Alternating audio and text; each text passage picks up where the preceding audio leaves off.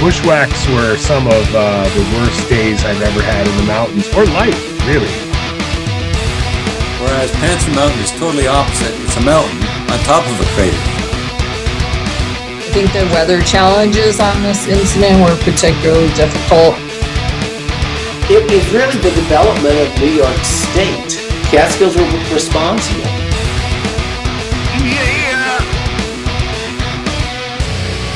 Now you're listening to Inside the Line, the Catskill Mountains podcast.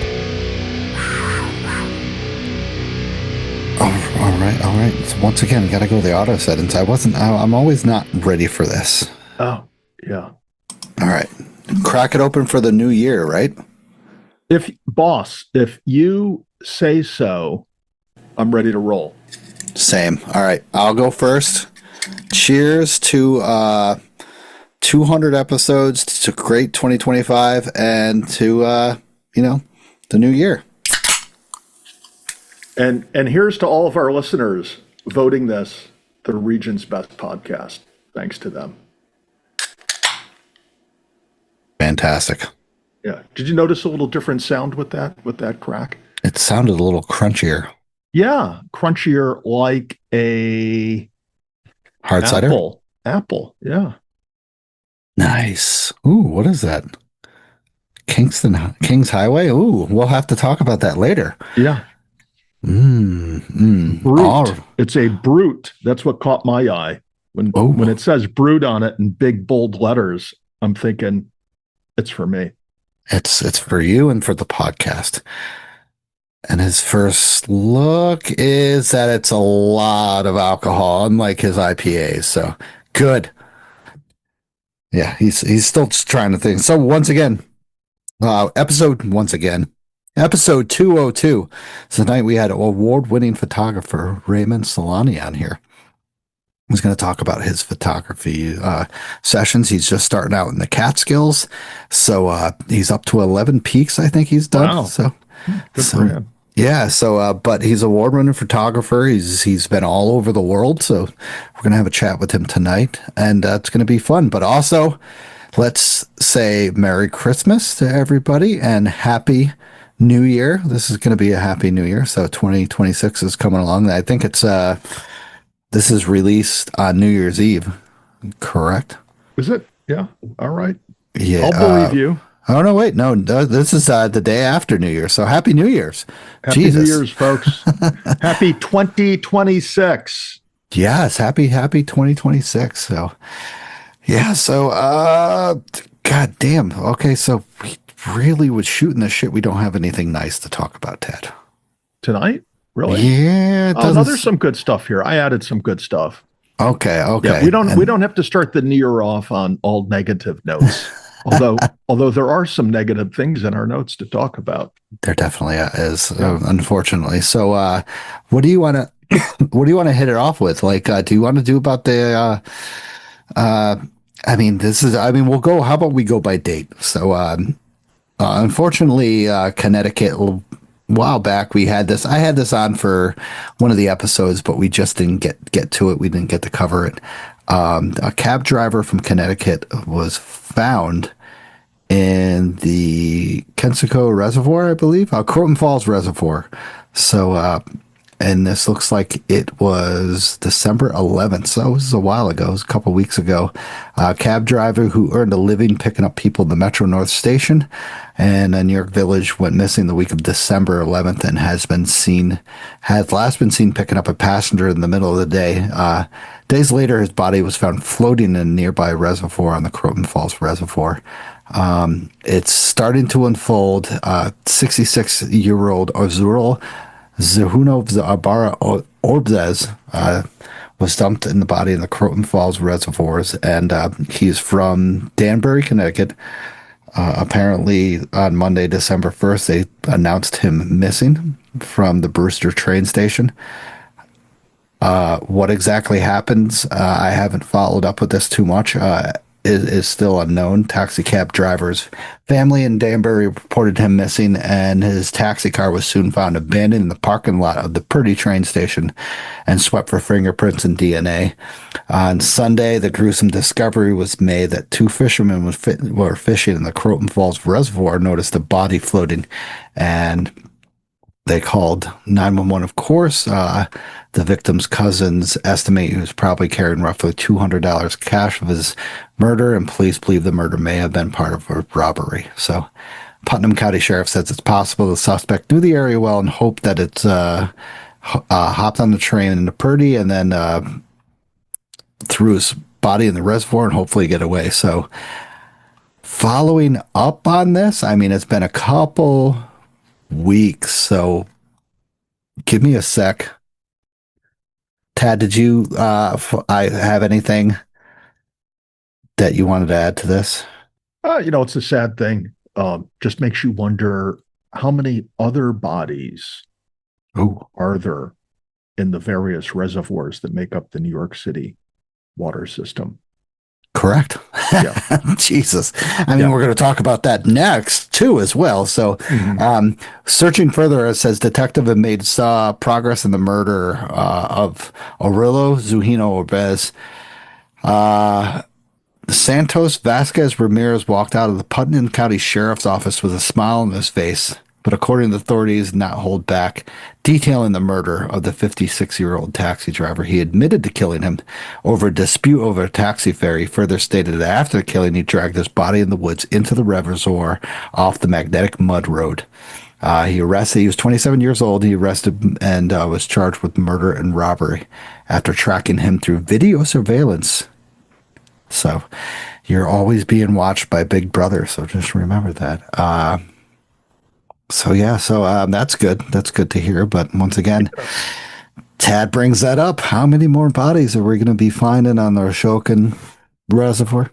When the reservoir levels were super low a couple years ago, you wondered if there was going to be like a bunch of 55-gallon drums, seen scattered along the dry reservoir bottoms. And upon examination, they would find, that they were like missing mob bosses and mob enforcers from the city hauled up to the Catskills for their last outing where they were whacked. I think that's a mob term.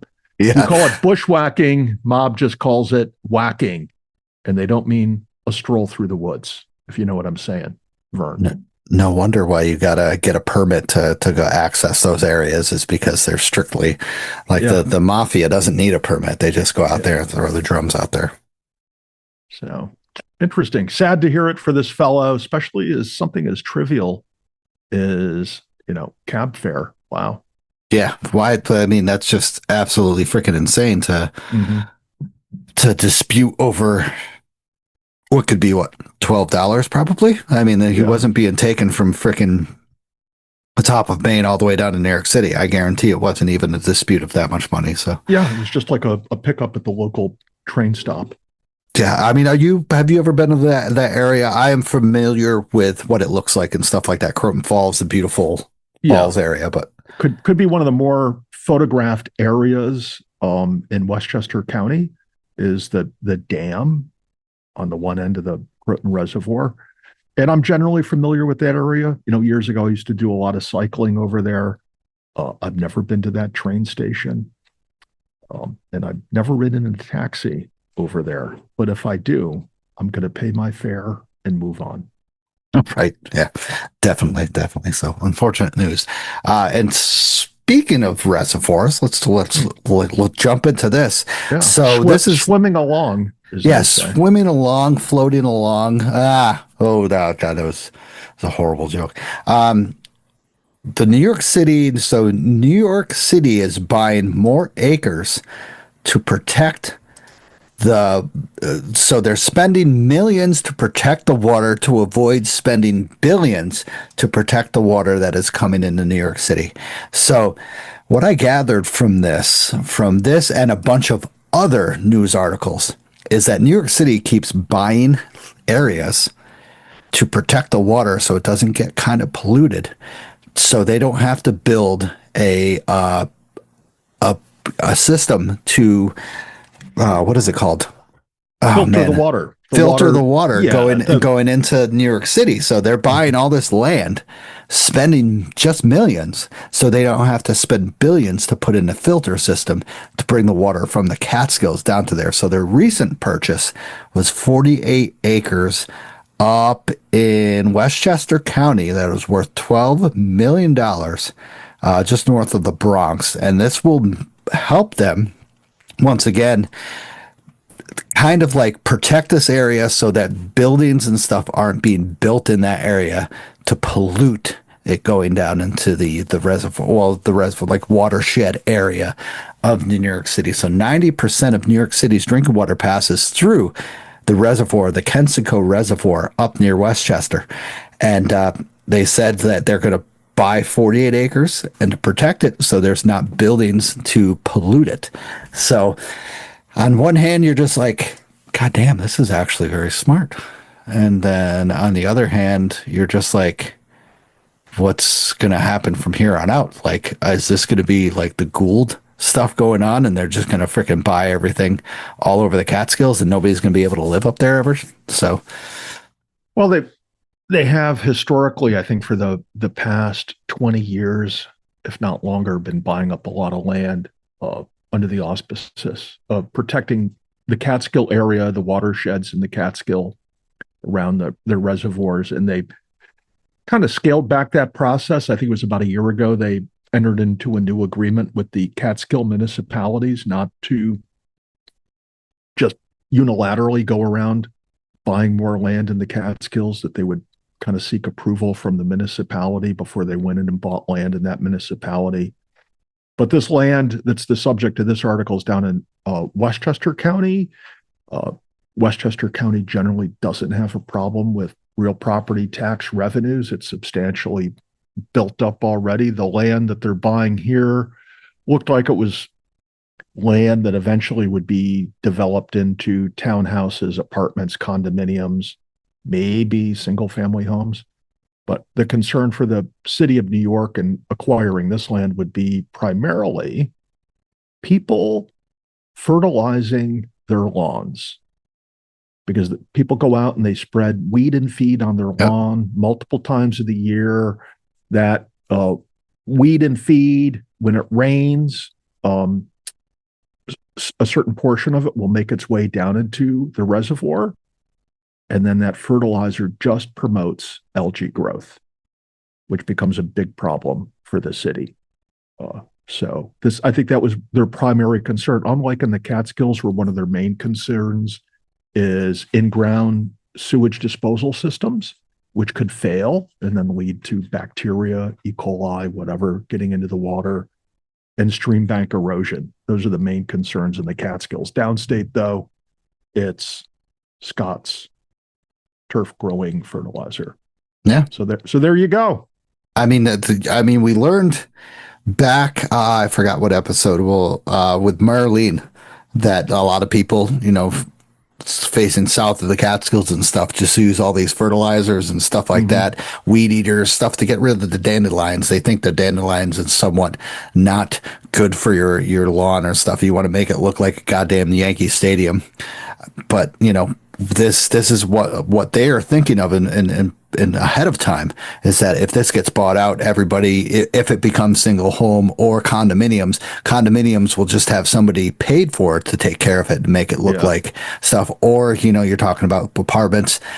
People don't take care of that. They always hire people, and they're going to try to make that look as best as they can with as much chemicals and stuff like that as they can to sell. And that's the problem here is, and this is, once again, a sneaky but awesome idea. And, like you said, they've been doing this in the Catskills, for decades, and then, this is why we also have, Catskill Mountain Keeper, Catskill River Keeper, protecting these lands. What was that other place we talked with that's up in Arkville? That is the Catskill Watershed Corporation. Watershed Corporation. Mm-hmm. They help out to protect the water and stuff like that. And definitely, understand. I wouldn't want, some place going up and somebody to spray their I wouldn't say fertilizer. What is the other stuff? The pesticides, to keep away all the ants and stuff like that. It's ridiculous. There's some weeds growing on your freaking driveway. Who gives a shit? Like, cut it out. Let the dandelions grow. Let your front yard grow. Who cares? Don't mow it like 18 times, like Sean does stuff. Like, just let it grow. Let it go, bro. Like, Yeah. Well, I spend a little money on taking care of my lawn, but we stay away from doing anything within 150, 200 feet from the water, especially on the steeper slopes where it's going to run off into it more likely than further uphill on the flat areas. I do think this land they bought in Westchester is really good for that community because in all likelihood that land will have some level of passive recreational use permitted for the local residents. And so when you look at an aerial view of the lands around the reservoir, you'll see where this land is, and literally all around it is densely developed. So I would imagine historically the local people have been walking in this land, and I think that will probably continue after the city of New York acquires it. It's a good plan. I do not object to it, number one. And number two, that's a good part of, I would say my taxes. I'm part of New York State, so it is part of my taxes. So we'll see. It's part of New York City bought that, so has nothing to do with me. Never mind. What New York City paid for this land is spit for their budget. Spit. No, serious. Yeah. It's just, for the city of New York, 10, 20, $50 million really isn't a lot of money for them to buy land. And it's like a one-time expense. It's not like every year they need to pump $5 million into that land. They just got to pay the taxes going forward, which again, not a lot of money for the city of New York. They just redid the whole, ticket system to get on the New York City subways, where you just tap and go now. I saw that. And I saw many people would tap it, and one person would walk through, and they would walk through, and it just bypass. But that whole thing cost them who knows how much money to do that, and every year it's going to require maintenance and upgrading and repairs and all sorts of expenses. You buy this land, you can just forget about it now. Just build a nice trail on it, have people enjoy it, and then observe and be like, wow, this was a great idea. And get the local Boy Scouts to come over, the local scouts, and they can do some projects on the land. So how about this, Ted? You are close to there. Inside the Lines is gonna go into New York City, and we're gonna take over that area, and it's gonna be our new trail. Well, if we used it as a training ground to deploy our listeners to take over Double Top, then I think it's a damn good idea. But if it's or it's a new hunting area that, free for all, we put 50 hunters in there and every deer gets shot no matter what. It just all goes one into another. All right. So I see the negative comments are already coming in from the hunters, the tree huggers, and the animal rights advocates. And this is the note we're ending 2025 on, is kill every deer in the community. We hate deer. This is the podcast that hates deer. Last suggestion, we barricade the area. We put mountain lions in there, have them breed, then we release them. Yeah, the insurance companies would be all for that because they're predators. They would kill and eat the deer. And then the deer population over the next 10 years would substantially decline. So there you go. But let's move on because we've been talking about this all year long. We have. So let's talk about some recent rescues going on. And this had to do, Ted and I, I'm pretty sure the last time we were on, of course, we split into our last episode of two parts. We talked about Michael Ryan passing away, a fire commissioner from Shandaken, Phoenicia Fire Department, passing away. At this rescue. We didn't have much to go on. We just heard about it. So they released a little bit more information. So we'll go over that right now. On December 13th, 5:44 p.m., Ulster County 911 received an SOS message from a subject with an unstable lower leg injury on Panther Mountain. Forest Rangers Franciscina and Horn responded shortly after the Phoenicia Volunteer Fire Department. The firefighters had already packaged the 20-year-old from New Jersey and began walking down the trail. Moments before the Rangers arrived, one of the rescuers, the fire commissioner Michael Ryan, had medical emergency and went into cardiac arrest. Rangers immediately began CPR, and due to the steep and technical terrain, Rangers, firefighters, and the Shandaken police quickly extracted the commissioner down the trail to meet the Shandaken paramedics, who used an automated external defibrillator, AED, and then paramedics continue using the AED while rescuers carried him to the ambulance. The rescuer passed away at the Margaretville Hospital, and Ranger Horns remained with the original subject, splinted the ankle, and created a hypo-wrap while waiting for Rangers Priest and Rusher. Horn and Rusher, they were previously on episodes. Rangers and the Phoenicia and Olive volunteer firefighters belayed the subject on a steep section of the trail, transferred them to the ambulance, which transported them to the hospital. Resources were clear at the scene at 8:30 p.m. They remained at the hospital until 12:15. Unfortunately, like we went over this, RIP to Michael Ryan, Fire Commissioner. There was a big, amazing event that happened down in Phoenicia for him, and just an unfortunate incident that happened. You know, once again, just glad that this is not negligence, as we see so far, that this person wasn't just going on a banana and a water bottle with tennis shoes going up there. As we've heard of so far, I would think they would release that, but so unfortunate incident. We got a little bit more information than we did a couple weeks ago. So steep and technical terrain. So I'm very curious, Tad, of where you think this was. I mean, I got to admit, going the beginning parts of Giant Ledge and the last part of Giant Ledge are a little steep and icy and stuff like that. And in these conditions, they can be iced up and be a bitch to carry someone out. So I'm very curious of where you think this kind of happened. Like, Yeah. My take on where it was likely or probable to happen in or about December 13th, I'm going to say anywhere. We had snow on the ground. The snow could have been covering ice. Even a hiker paying attention, and possibly even a hiker with traction gear on their feet, could twist, slip, fall, break their ankle, break their lower leg, sustain a compound fracture, any multitude of injuries. I mean, it's amazing how many hikers go out in a given weekend and hike, whether it's the Catskills, the Adirondacks, the White Mountains, or anywhere else you have rugged terrain to hike over. And months can go by in the Catskills without somebody with a bad lower leg injury. Okay. But it happens, and it happens, even with somebody who's exercising every conceivable precaution.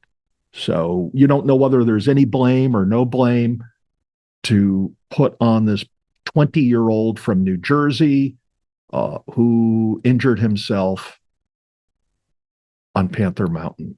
They call it an unstable lower leg injury. To me, an unstable lower leg injury is either going to be a complete fracture, maybe more than one fracture line through the bone itself, potentially a compound fracture, or just a really, really, really bad tearing of connective tissue, tendons, and ligaments. I would consider unstable lower leg injury. The one comment that I point out is I saw after this, the local community was very upset, and they were calling out for more education to be implemented so hikers would not be going out and creating these incidents. Did you see that, Stosh? I did see that article. I forgot who published that. I forget which newspaper it was, whether it was the paper out of Kingston or Albany, but I remember seeing that headline, scanning the article, and I don't know whether that's appropriate or not to use this event as a trigger to call out for more education of hikers, because I believe to a large extent it's not going to help, because it's just an inherent risk having that type of injury hiking. And like I said, it's somewhat remarkable that it's not more common to hear of that type of injury. And Yeah. The percentage, I mean, you say that the percentage of injured hikers to hikers during this time of year is substantial. Like a lot of people don't see that. They just see the bad. Yeah. Well, so if you have closing in on 5,000, 3,500 club members who have hiked arguably, say, 5,000 times 33, that's 165,000 mountains that the Catskill members have climbed, if not more, right? And out of that 165,000 climbs over the past 50 years or whatever, maybe once a year, a club member breaks their leg. If that, right? It doesn't happen to a club member every year. So the likelihood or the frequency of that happening is relatively low. And we don't know whether this person did or did not exercise proper precautions, and whether education would or would not have minimized their likelihood of injury. But let's talk about the next one, Stosh. And that's rescue. Well, one sec. I wanted to you 2 seconds. You highlighted this. The SOS was hit on their phone. So I'm guessing that this was an iPhone that they started this new SOS system. Mm-hmm. That's been brought out within the past like 6 months with the iPhone. So I've heard this has worked pretty well in a bunch of places, the Adirondacks and the White Mountains. So that's cool to see that this has worked. And 5:44, and they got out by 8:30. That's one hell of a rescue. I mean, especially with someone unfortunately suffering a cardiac arrest. Yeah, and they had to belay the fellow down a steep section, but they're on the boulevard that goes from the hairpin turn up the Giant Ledge. They're somewhere along that trail. That's what I thought. So it's not really like trying to get somebody off of Cornell, right? Yeah. It's not like trying to get somebody off of Lone, Rocky, Balsam Cap. Mm-hmm. This was more accessible. I just find it interesting that there was this reaction of the local community calling out for more education, and the incident that they're responding to was an incident that, based upon what's reported, it's hard to blame the hiker for being careless. We don't know from the information we have.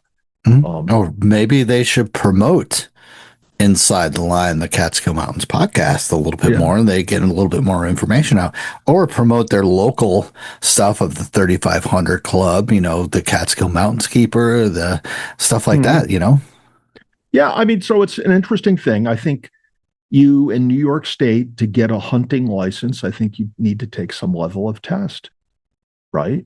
You need to read some rules and some guidelines and know, when you can start shooting at the beginning of the day or the end of the day, how far away you need to be from people's homes, things of that nature.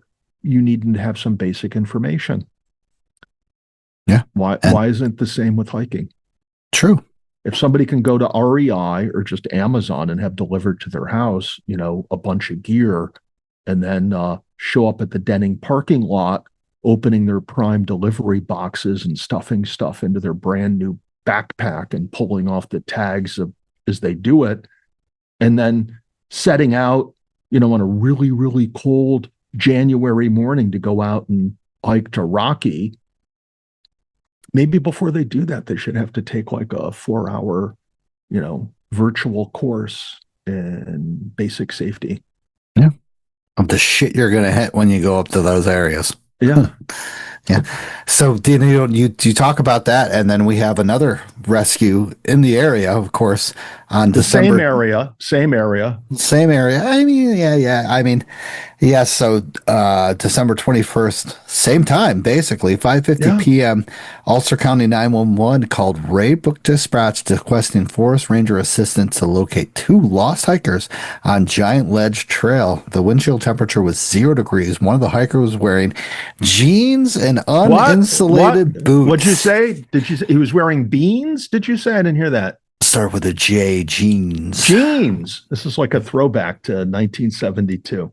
I was gonna say jean and uninsulated boots. I think they had insulated. I don't think they had insulated. They had freaking those Carhartt steel-toed boots. So the other was wearing cotton athletic pants and running sneakers. They did not have traction devices for their footwear or headlamps on December 21st at 5:50 p.m.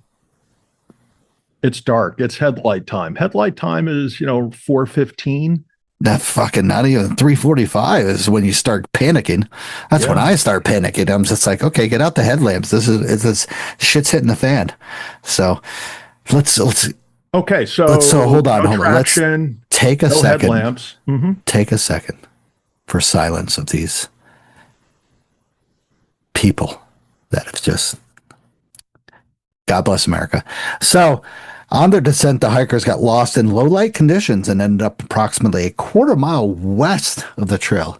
They attempted bushwhacking from their location directly toward where they thought the parking area was, which forced them to cross two small streams, resulting in wet and cold feet.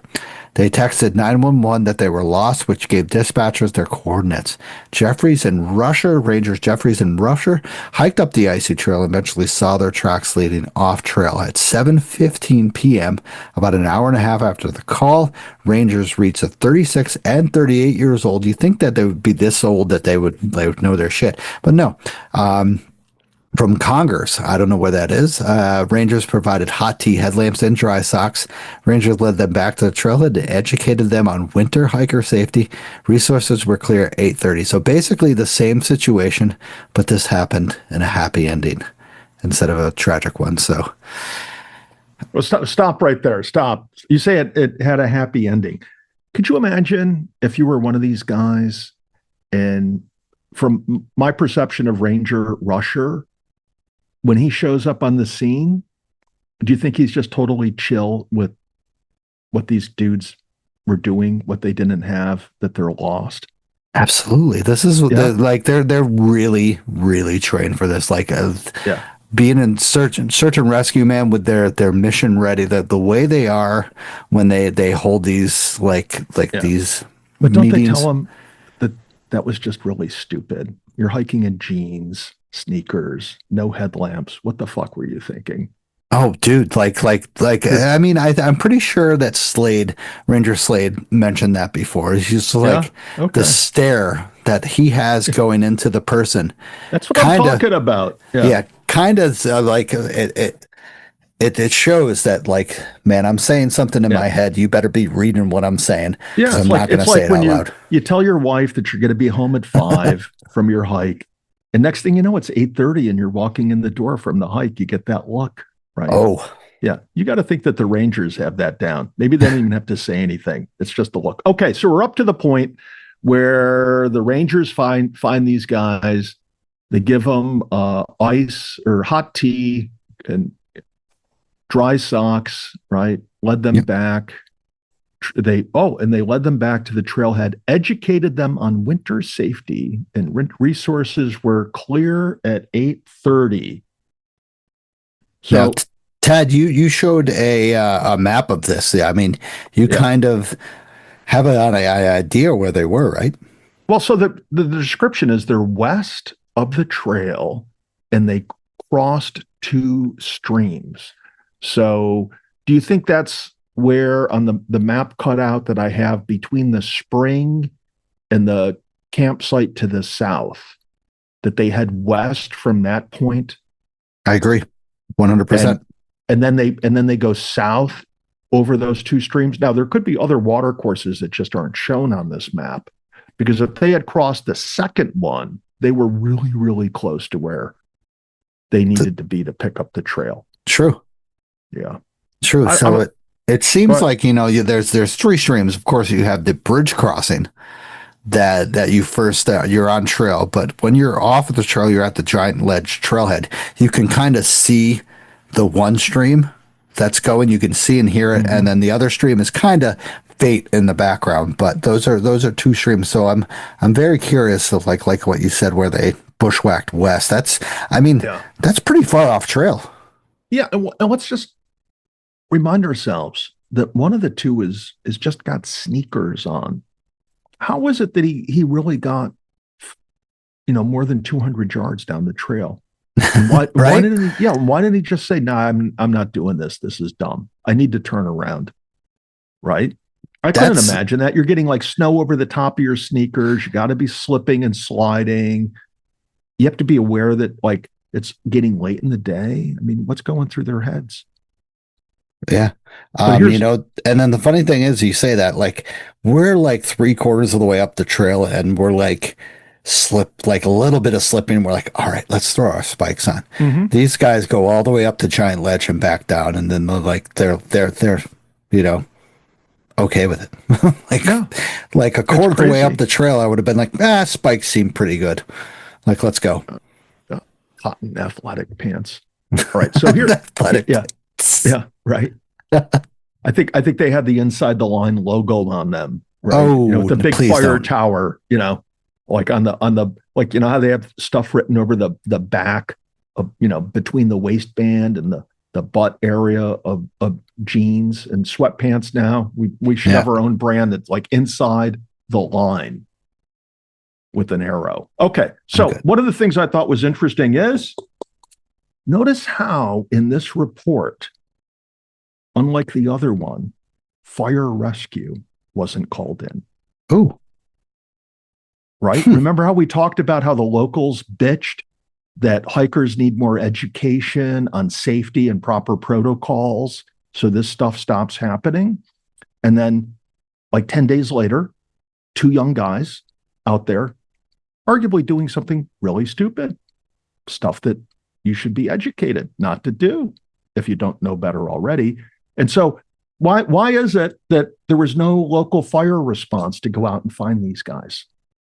Was that intentional? Like, fuck it, we're not going out to help these hikers.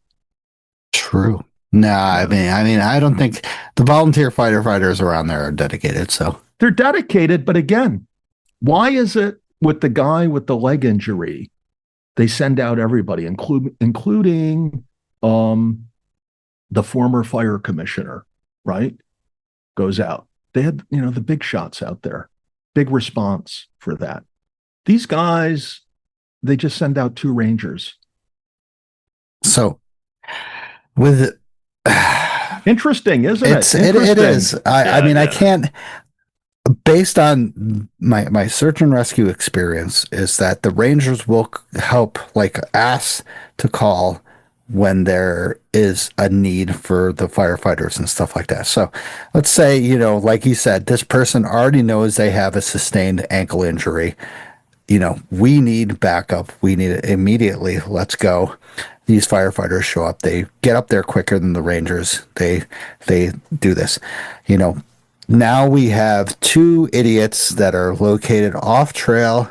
They're okay. They can maybe make their way out. They can stay where they are. The rangers are going to have 3 people immediately to respond. They can handle this. They have the light lamps. They have the headlamps, stuff like that. They have the education. They have all the stuff in their packs to help these people. I think that's the timing and stuff like that. It makes a lot of sense, Bo. Like trust me.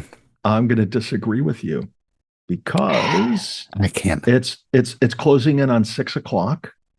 These guys are off trail. It seems that the rangers didn't know where they were. They didn't have coordinates because they found them by following their tracks off trail, right? So how is it that the rangers could be so confident that between the time they got the call and the time that they were going to eventually find these guys, that they wouldn't become hypothermic and more people would be needed to get them out of the woods, right?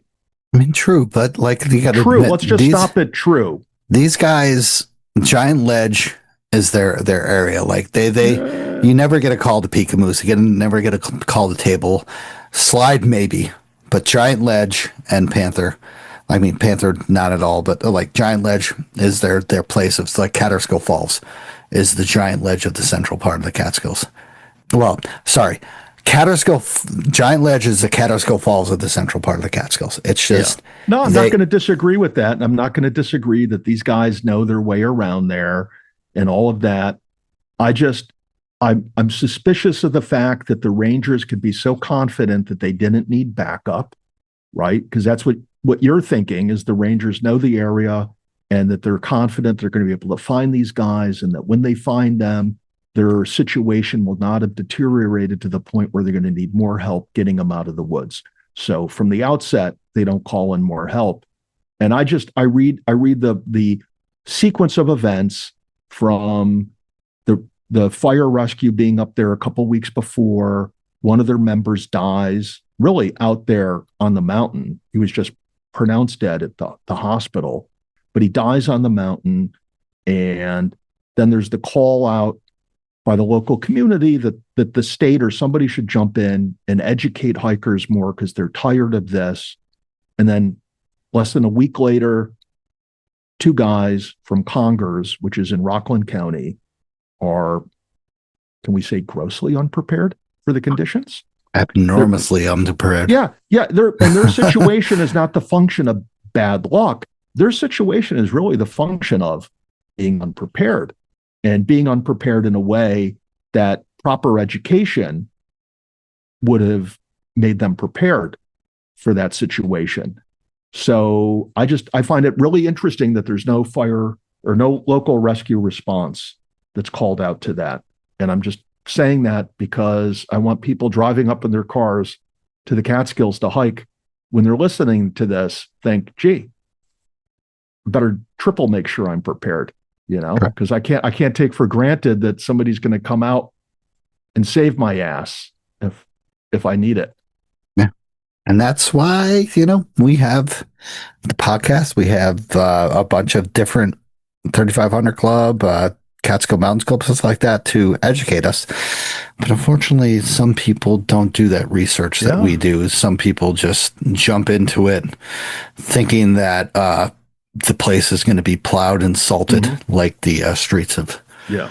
And my one last comment on this before we move on, that of the three things that the Rangers provided them, one of those things you should always have in your pack that maybe you don't, but you should start carrying it right now. And that's the dry socks. True. Right? Yeah. And the Rangers knew something as simple as that, dry socks, was going to help these two guys out immensely. And that's why I have in a dry bag in my pack, and I'm sure Stosh has in his pack as well, dry socks. Three pairs. Yeah. Wool socks, because they're the best when your feet are wet, is to throw on a pair of wool socks. And if you're really going to go all in, get a pair of wicking liners socks to put on first, and then throw the wool socks on, because that's going to pull all that residue moisture away from your foot. Get it away from your foot. You're going to warm up a lot faster. So correct. So crazy incidents in the Catskills. Yep. And we're only in December. Yeah. Holy shit.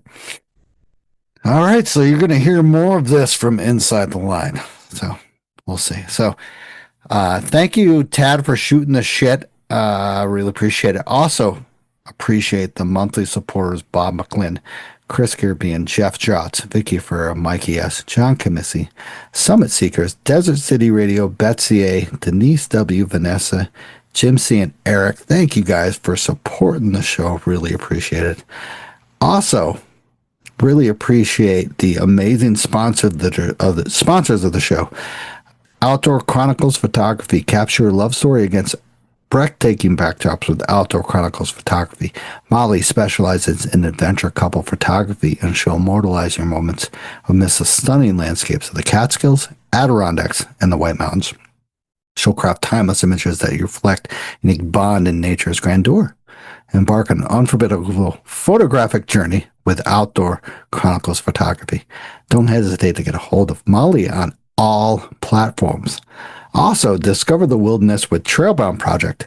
Our expert-led hiking and backpacking education programs offer unparalleled outdoor experiences. Whether you're a beginner or seasoned adventurer, join us to learn essential skills and explore stunning trails and connect with nature. Start your journey today with Trailbound Project and unlock the wonders of the great outdoors. So, Tad, I skipped over the first day hikes because this is going to be really beyond that. Did you notice that? Oh, okay. Neither did I. I was like, oh shit. So, first day hikes. Hopefully, some of you participated. If you did, tag the podcast on your comments and stuff like that, so we can chat about it on the show. So, speaking of that, are you really outdoors? So, mention the podcast on one of your hikes through social media, and we'll chat about it on the show. Tag us by typing at the big A with a circle around it, ITL Catskill MTM podcast on your post. Tad, since we took a week off, I kind of regret taking a week off because we have a lot of people that went out hiking. So this is fantastic. So Vicky Vicky F49 went up Sands Point with Mo in a grueling battle with drifts and mountain laurel. Sands Point is a bitch if you go up a certain way, but if you go a certain way, it's actually pretty nice.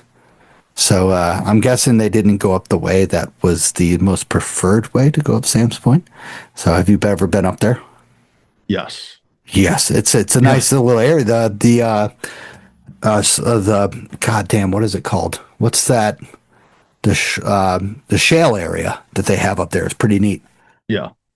I remember when I went up there, I went up from Moon Hall and I pulled in and there was a green pickup truck there. And this fellow I had never met before, who I later learned was John Fellows, started talking to me. And he asked me where I was going. Legend. Yeah. And so I normally when folks ask me where I'm going, I have kind of like this guarded idea that they don't have a clue what I'm talking about because they think I'm on trail, and I had no intention of being on trail that day. But he totally got it. He's like, oh yeah. And he says, when you get up there, the mountain laurel gets really, really thick. And I thought to myself, gee, I wonder, how does this guy know, up there, right? So I crossed the Moon Hall. I started up that ridge, and it was steep, a lot of that flat rock that just slides, going up. And so it was really steep and going up. And I get to a point where I start seeing the mountain laurel patches, and I'm walking around them, and I'm almost like laughing at this guy, like making a big deal out of the mountain laurel, because you can just walk around the patches. And just where I got to that point where I really thought he didn't know what he was talking about, I saw mountain laurel hell on the side of the mountain. And it was like a wall of mountain laurel. And as you got up to it, you couldn't imagine. Mountain laurel as thick and as dense and as tall as this mountain laurel was. And there was just no like taking your hands and trying to part the branches and walking through it. I decided the best way to do this is I just have to like put my hands over my head like I'm diving into water, and I just need to dive into this mountain laurel. And that's what I did for like the next 200 to 300 vertical feet to get up to that ridge line, was go through this really, really, really thick mountain laurel. So I guess I had a better experience on that. Yeah. Well, you went up from the other side probably. Well, I went up straight up, and then I probably like not even 300 feet up, I kind of bushwhacked to the south and hit the ridge up. So I kind of got, they call it the Goldilocks route. Yeah. So you side hilled?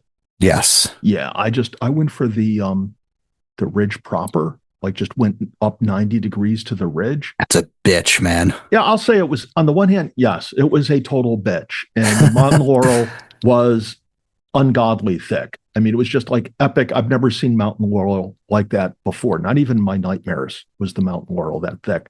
On the one hand. On the other hand, when you feel yourself like rounding over the top onto the ridge, you can't see that you're rounding over the top because the mountain laurel is so thick, but the terrain underneath you is rounding over. Then there just came all of a sudden this point where I just stepped out of the thick mountain laurel onto a trail, like a herd path up there that runs just the whole length of that ridge down to Sam's Point and up towards Wittenberg.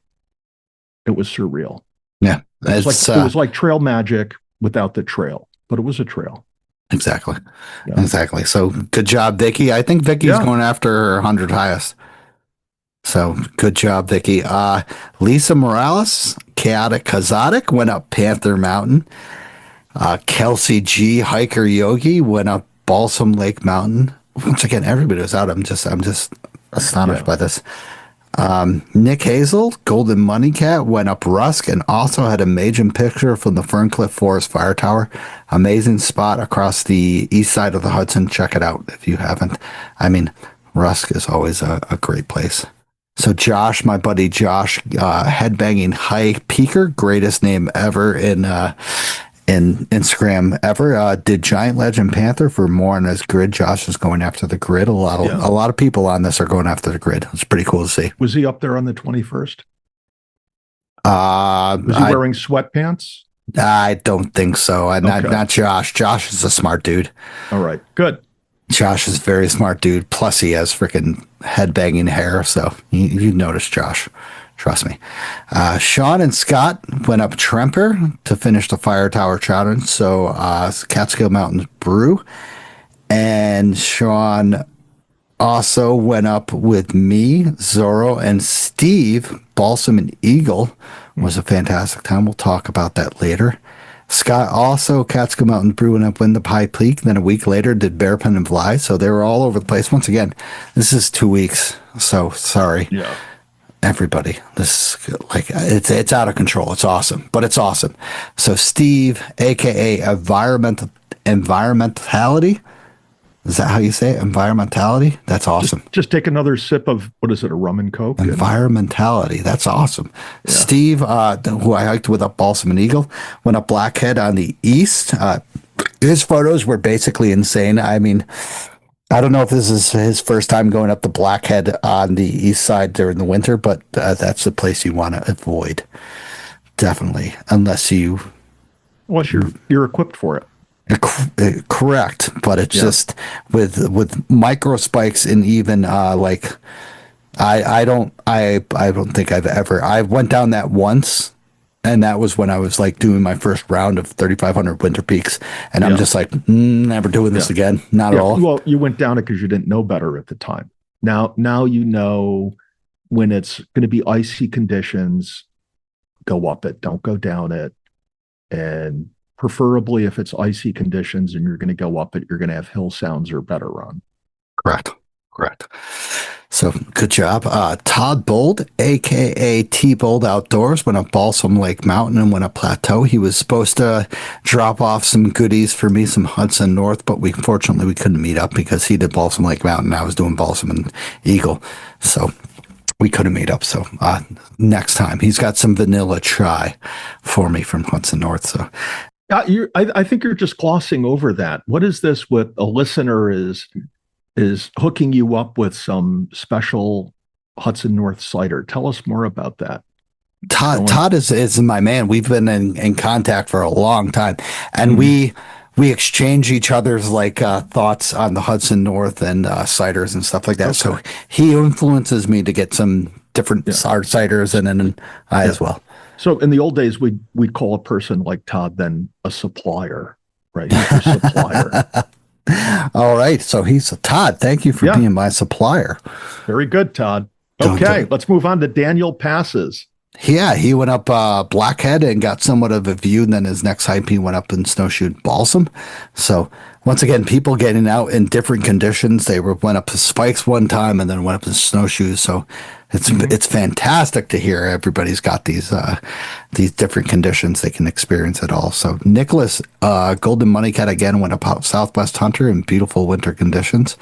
Brad Labradante went up South Beacon, Breakneck Ridge, and Bull Hill Loop to do a great winter hike. So how many miles do you think that is?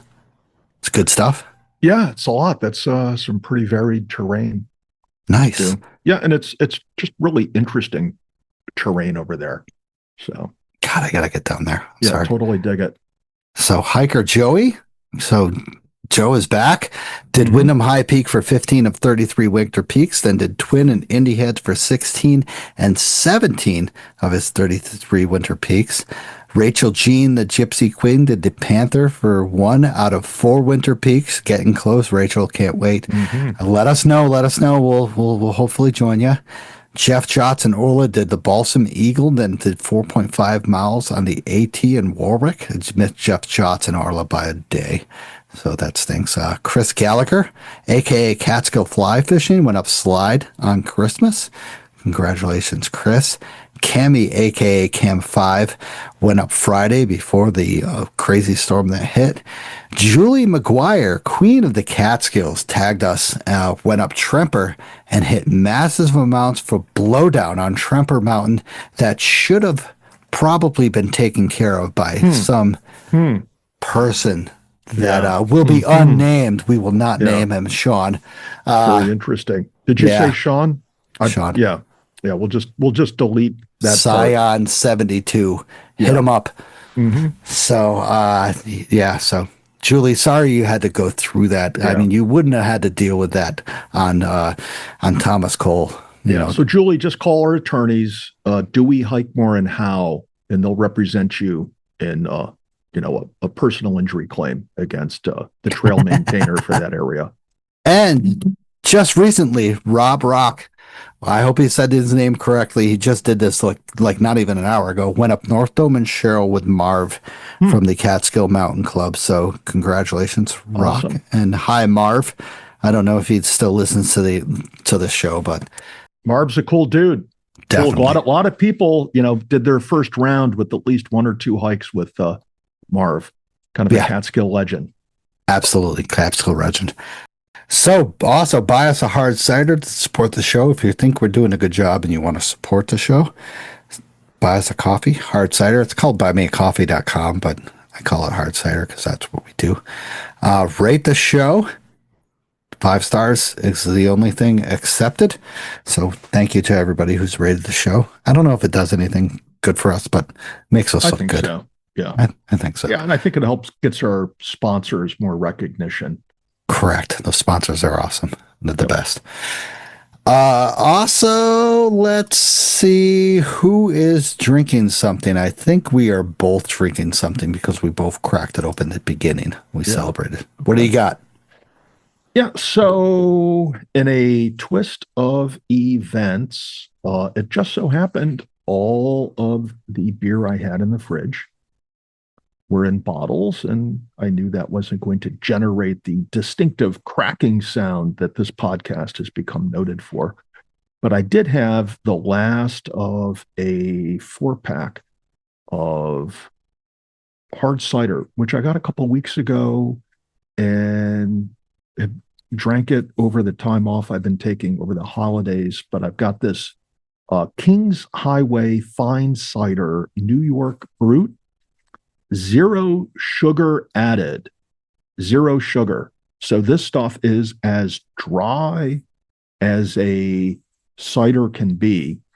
But what's interesting about it is with 0 sugar, it has only 3 carbs, 90 calories. But what's the average alcohol? Take a guess, Dosh. You'll probably get it right because you're a cider guy. I mean, usually it goes from like 5 to 8. So this without any sugar, what do you think it comes in at? Probably 8. 8? You're off. It's 6.9. Oh, it's not bad. 69. Yeah. But what I'll say is for 6.9 in it's a 16-ounce can, it's a good little buzz, for 90 calories, 6.9% alcohol, gluten-free, keto-friendly, Kings Highway, New York Brut. Our everyday drinking table cider. So, yeah, I think I'll buy more sometime. Thanks for interesting. Yeah. Where'd you get that from? Where did I get it from? Did I get it from the Beer World beer store. Nice. That's probably where I picked it up. I was drawn in by the fact that it's zero sugar added, ultra low carbs and calories. So it's just kind of like the essence of cider and alcohol in a 16-ounce can. Nice. Yeah, I'd buy it again, Yeah. maybe a few times. It's Sounds good. Yeah, it's not like the Hudson Norths you have, but of course, it's good. I'll do it. Good. All Yeah. right, so Stosh, what are you pulling down tonight? Is this a Hudson North blueberry lemonade, classic. Yeah. I know it's not like I'm trying to look for that new vanilla chai they have, but I don't have it up here. They don't have. Oh, really? Shit up here. Yeah. So I guess the message that Stosh is really getting out is that if you come across some Hudson North vanilla chai, he's definitely going to meet up with you, hand you some stickers in exchange for the hard ciders. Correct. Yeah. That sounds fantastic. Simple. It's just that simple. That simple. So previous hikes. I mean, it's been 2 weeks. So what do you want to, let's just cover one because we're already like. So I'm going to make it really quick. No way. No bullshit. Yeah, no, it's true. I picked up my daughter 2 Saturdays ago, and I haven't been on a hike since. Sophia? Sophronia. I haven't gone on a hike, and I probably won't be going on a hike this coming weekend either. I haven't been hiking in so long. I'm not sure I know how to put my backpack on. How do you exactly get it on your back? Right. I'm trying to figure. I'm going to have to watch some YouTube how-to videos. I'm going to have to, all of my hiking gear is that high-tech fiber, but I hear the new thing the last few weeks is now jeans or cotton sweatpants and sneakers. I think that's the new, and I want to fit in. So I'm going to get some jeans or cotton sweatpants, some, low-top Converse, sneakers, no traction gear, no headlamp. That's me. You know what, Ted? You've hiked in jeans. I can't say that I've hiked in jeans, but I've hiked in khakis.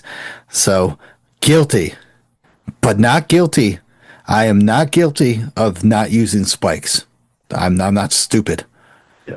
That's the one thing. I have hiked in stupid apparel, but I have not been up there and been like, ooh, this is slippery. Let's keep going. Like, no way. What the fuck? So yeah, it's very interesting. We should do a 3,500 winter round in just jeans and cotton and see how it feels. I think we should get those 2 dudes on the show. I think that's what we should do. Talk to them. Yeah. Get the lowdown. Yeah. So, I guess. Yeah. Tell us about your hike. You've had a couple. You want to tell us about your group hike? Yeah. So, all right. Scott reached out to me, Catskill Mountain Brew. He reached out to me and asked if I was going out hiking last Sunday.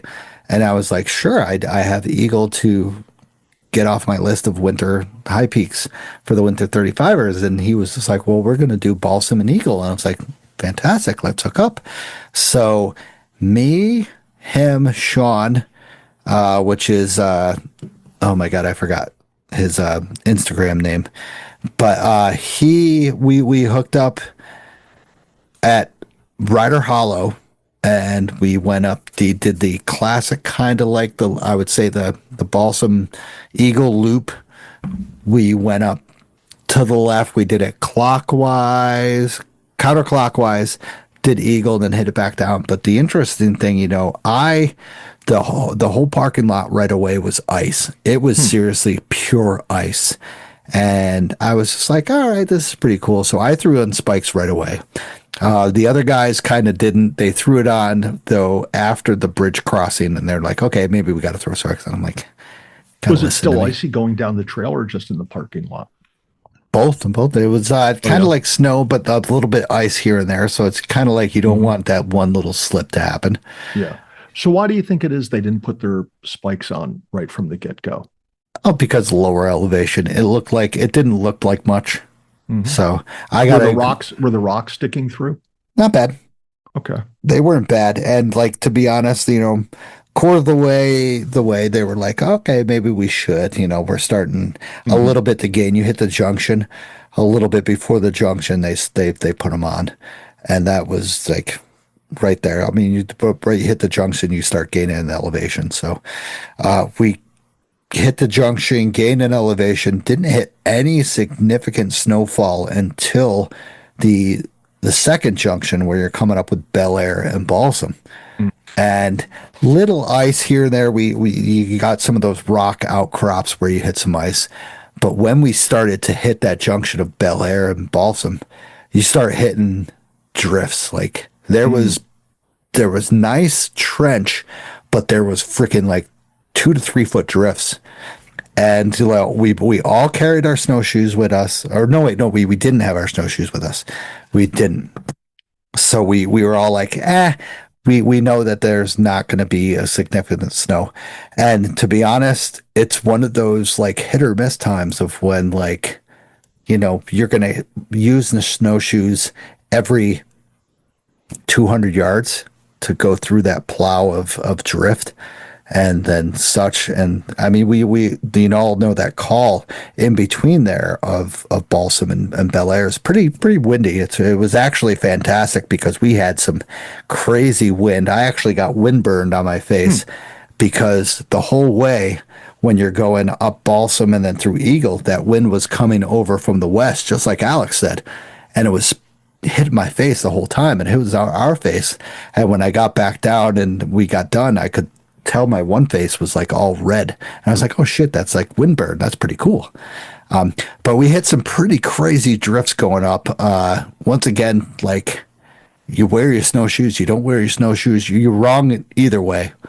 And once we got over that area, the wind stopped, and then once again it was a nice highway of just concrete, solid snow and ice. Viewpoint once again is diminished. Like the trees, the tippy top of the trees, even without the leaves on the trees, you can see them just hitting the areas of I'm just so disappointed in that, because that's a beautiful viewpoint. And like it got away, I guess. And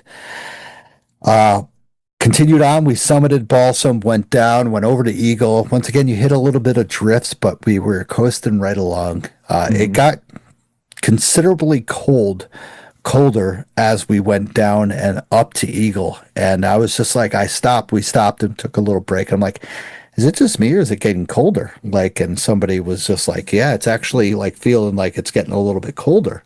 And I was just like, it's not, the wind hasn't picked up or anything. It's just gotten a little bit colder. So I had my, of course, Helly Hansen shell jacket on, a long moisture wicking shirt, and then a t-shirt.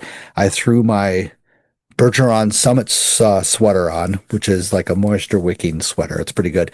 And then I kept that on the whole way, which is very rarely I do. And it was great having Zorro along with us because he was just so excited and stuff. Everybody was in just great mood and stuff like that. We were knocking more off for our list. We summited Eagle, signed in, then just went back down, and then like on the way back down to Balsam, like the kind of like the loop part going down the Ryder Hollow or the Ryder Creek. Is that Ryder Creek? What is that? It's down towards the lean-to. Yeah, I don't think that creek is named proper, but that just was a slippery, crazy mess. And it's funny because we were like, a guy was behind us, and then he disappeared. And then really? He disappeared. And then he came back. And we were just like, what the hell? And the guy, Sean, was just like, I think he just ran up and then came back down because he was sick and tired of it. Yeah. And he's like, well, he was following us. And then I think he just was sick and tired of our kind of slow asses, and he was a trail runner. So he just like, I'm just going to go back up and then come back down. So we let him go, and he just fucking flew right by us. We were just like, oh, wow. So is that the only person you saw out that day? We saw Vacuum, Kyle, at the top of Balsam. His name was Vacuum. He got that from doing the PCT, and he is doing the 115 highest summits on the East Coast. Okay. So it was really cool to see him, and really cool. Are you telling us that Balsam is on the list of the 115 highest on the East Coast. And that's what I was curious about. Yeah. I was just like, maybe it was like just a side journey. He did Slide. Is Hunter on that list? I mean, Hunter is on that list. Slide is on that list. So maybe, he did Slide, Hunter, and picked up Balsam as just like a random add-on, which does seem relatively random. Exactly. Yeah. I was just like, interesting. And he's like, oh, I'm going to do Slide later. I'm just like, well, okay. So it's Scott, Sean, and Steve. Do they hike regularly together, or was this just like a first-time meetup for the four of you guys? Oh, they do it all the time. I hiked with Sean previously. I saw Scott earlier on Southwest Hunter. So this was the first time for, I think, all of us being together, but they hike together like all the time. Okay. So fantastic time. Good hikers. Oh yeah, definitely. Yeah. They asked a lot of questions with the podcast. And really? All right. So give me one question. What was a question that they asked? You're like, what the fuck? What are they asking me this for? How did you get this far? 200 episodes. And I'm just like, is that like shaming us? That like they're surprised? It's like saying like when you see somebody pull up with a jalopy and it's like, how the fuck did you make it this far in that piece of shit car? Is that what they were basically asking you? Did you slap them around? Did you take your snowshoes off and just like bang them up on the side of the head? I told them I got a curiosity of the Catskills, and the connections are really good here. So one person comes after the other, and it's just a big good connection that we have here in the Catskills. And I wish the Yankees could have so many hits one after the other, right? No, I just think they would win the World Series, man. They've already bang it out of the park. They're the richest freaking thing in the world. Screw them. Like, go watch some hockey. All right. So whatever. Right. Yeah. Screw that. But awesome time. We once again knocked Eagle off of my winter list. Yeah. So what's left on the winter list? Good stuff. So I'm excited. Big Indian Fur, which I was going to do tomorrow, which is Tuesday, but we have a winter weather warning in effect for us, and I don't know about the area, but winter stuff like that, and high winds of 65 miles, 50 miles, which I'm, but nobody's broken trail to there, so the conditions suck dick. Yeah. And I don't think there's enough of a crust layer on the top to prevent drifting. So if the snow's still soft on the top, you're going to get drifting with that high wind. And that's the game changer this time of year. And I don't think anybody's broken out trail from Big Indian Fur. So just imagine doing it solo through the crust and the slush and the river crossings. I'm just like, no. Number one. Number two, Big Indian Fur, Cornell, Wittenberg, Lone, Rocky, Table Peak Moose. So what does that equal to? I mean, you got two hikes left. So you got Lone, Big Indian, Lone, Rocky. So you got the four. Correct. There. Yeah, I'm looking at my grid. For the month of January, I only have 4 mountains to do. Is it the 4? I gotta no. Yeah. Honestly, there's very few instances where the Catskill 6 is still an open hike for me. True. But I do have more than 4 now that I'm looking at. I have 4 hikes with multiple mountains to get done. I could finish it this year if I wanted. But I could start hiking again. I could do the 6 and have just 2 hikes left.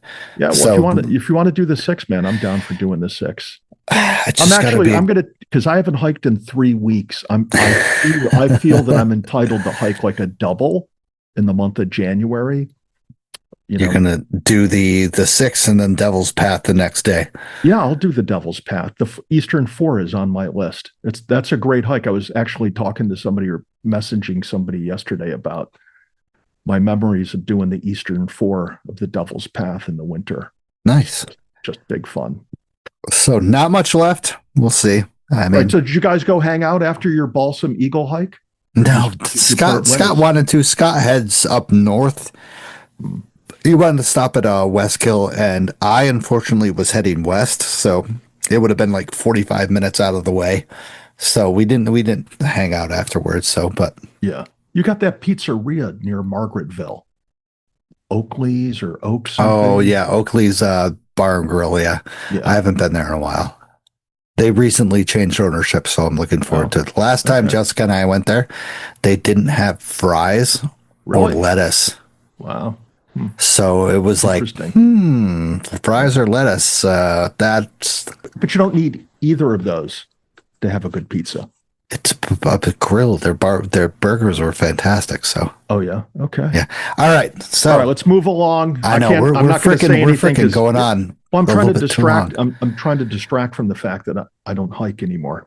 Oh yeah. You'll get back into it. So you did 2025 hiking year in review. You want to go over that? And since you're depressed from not hiking in 2 weeks, so I on off of Gaia, I pulled my stats for hiking, and so it says I have 67 tracks recorded, and for miles it says I hiked, or it says covered 1,015 miles and 186,374 vertical feet.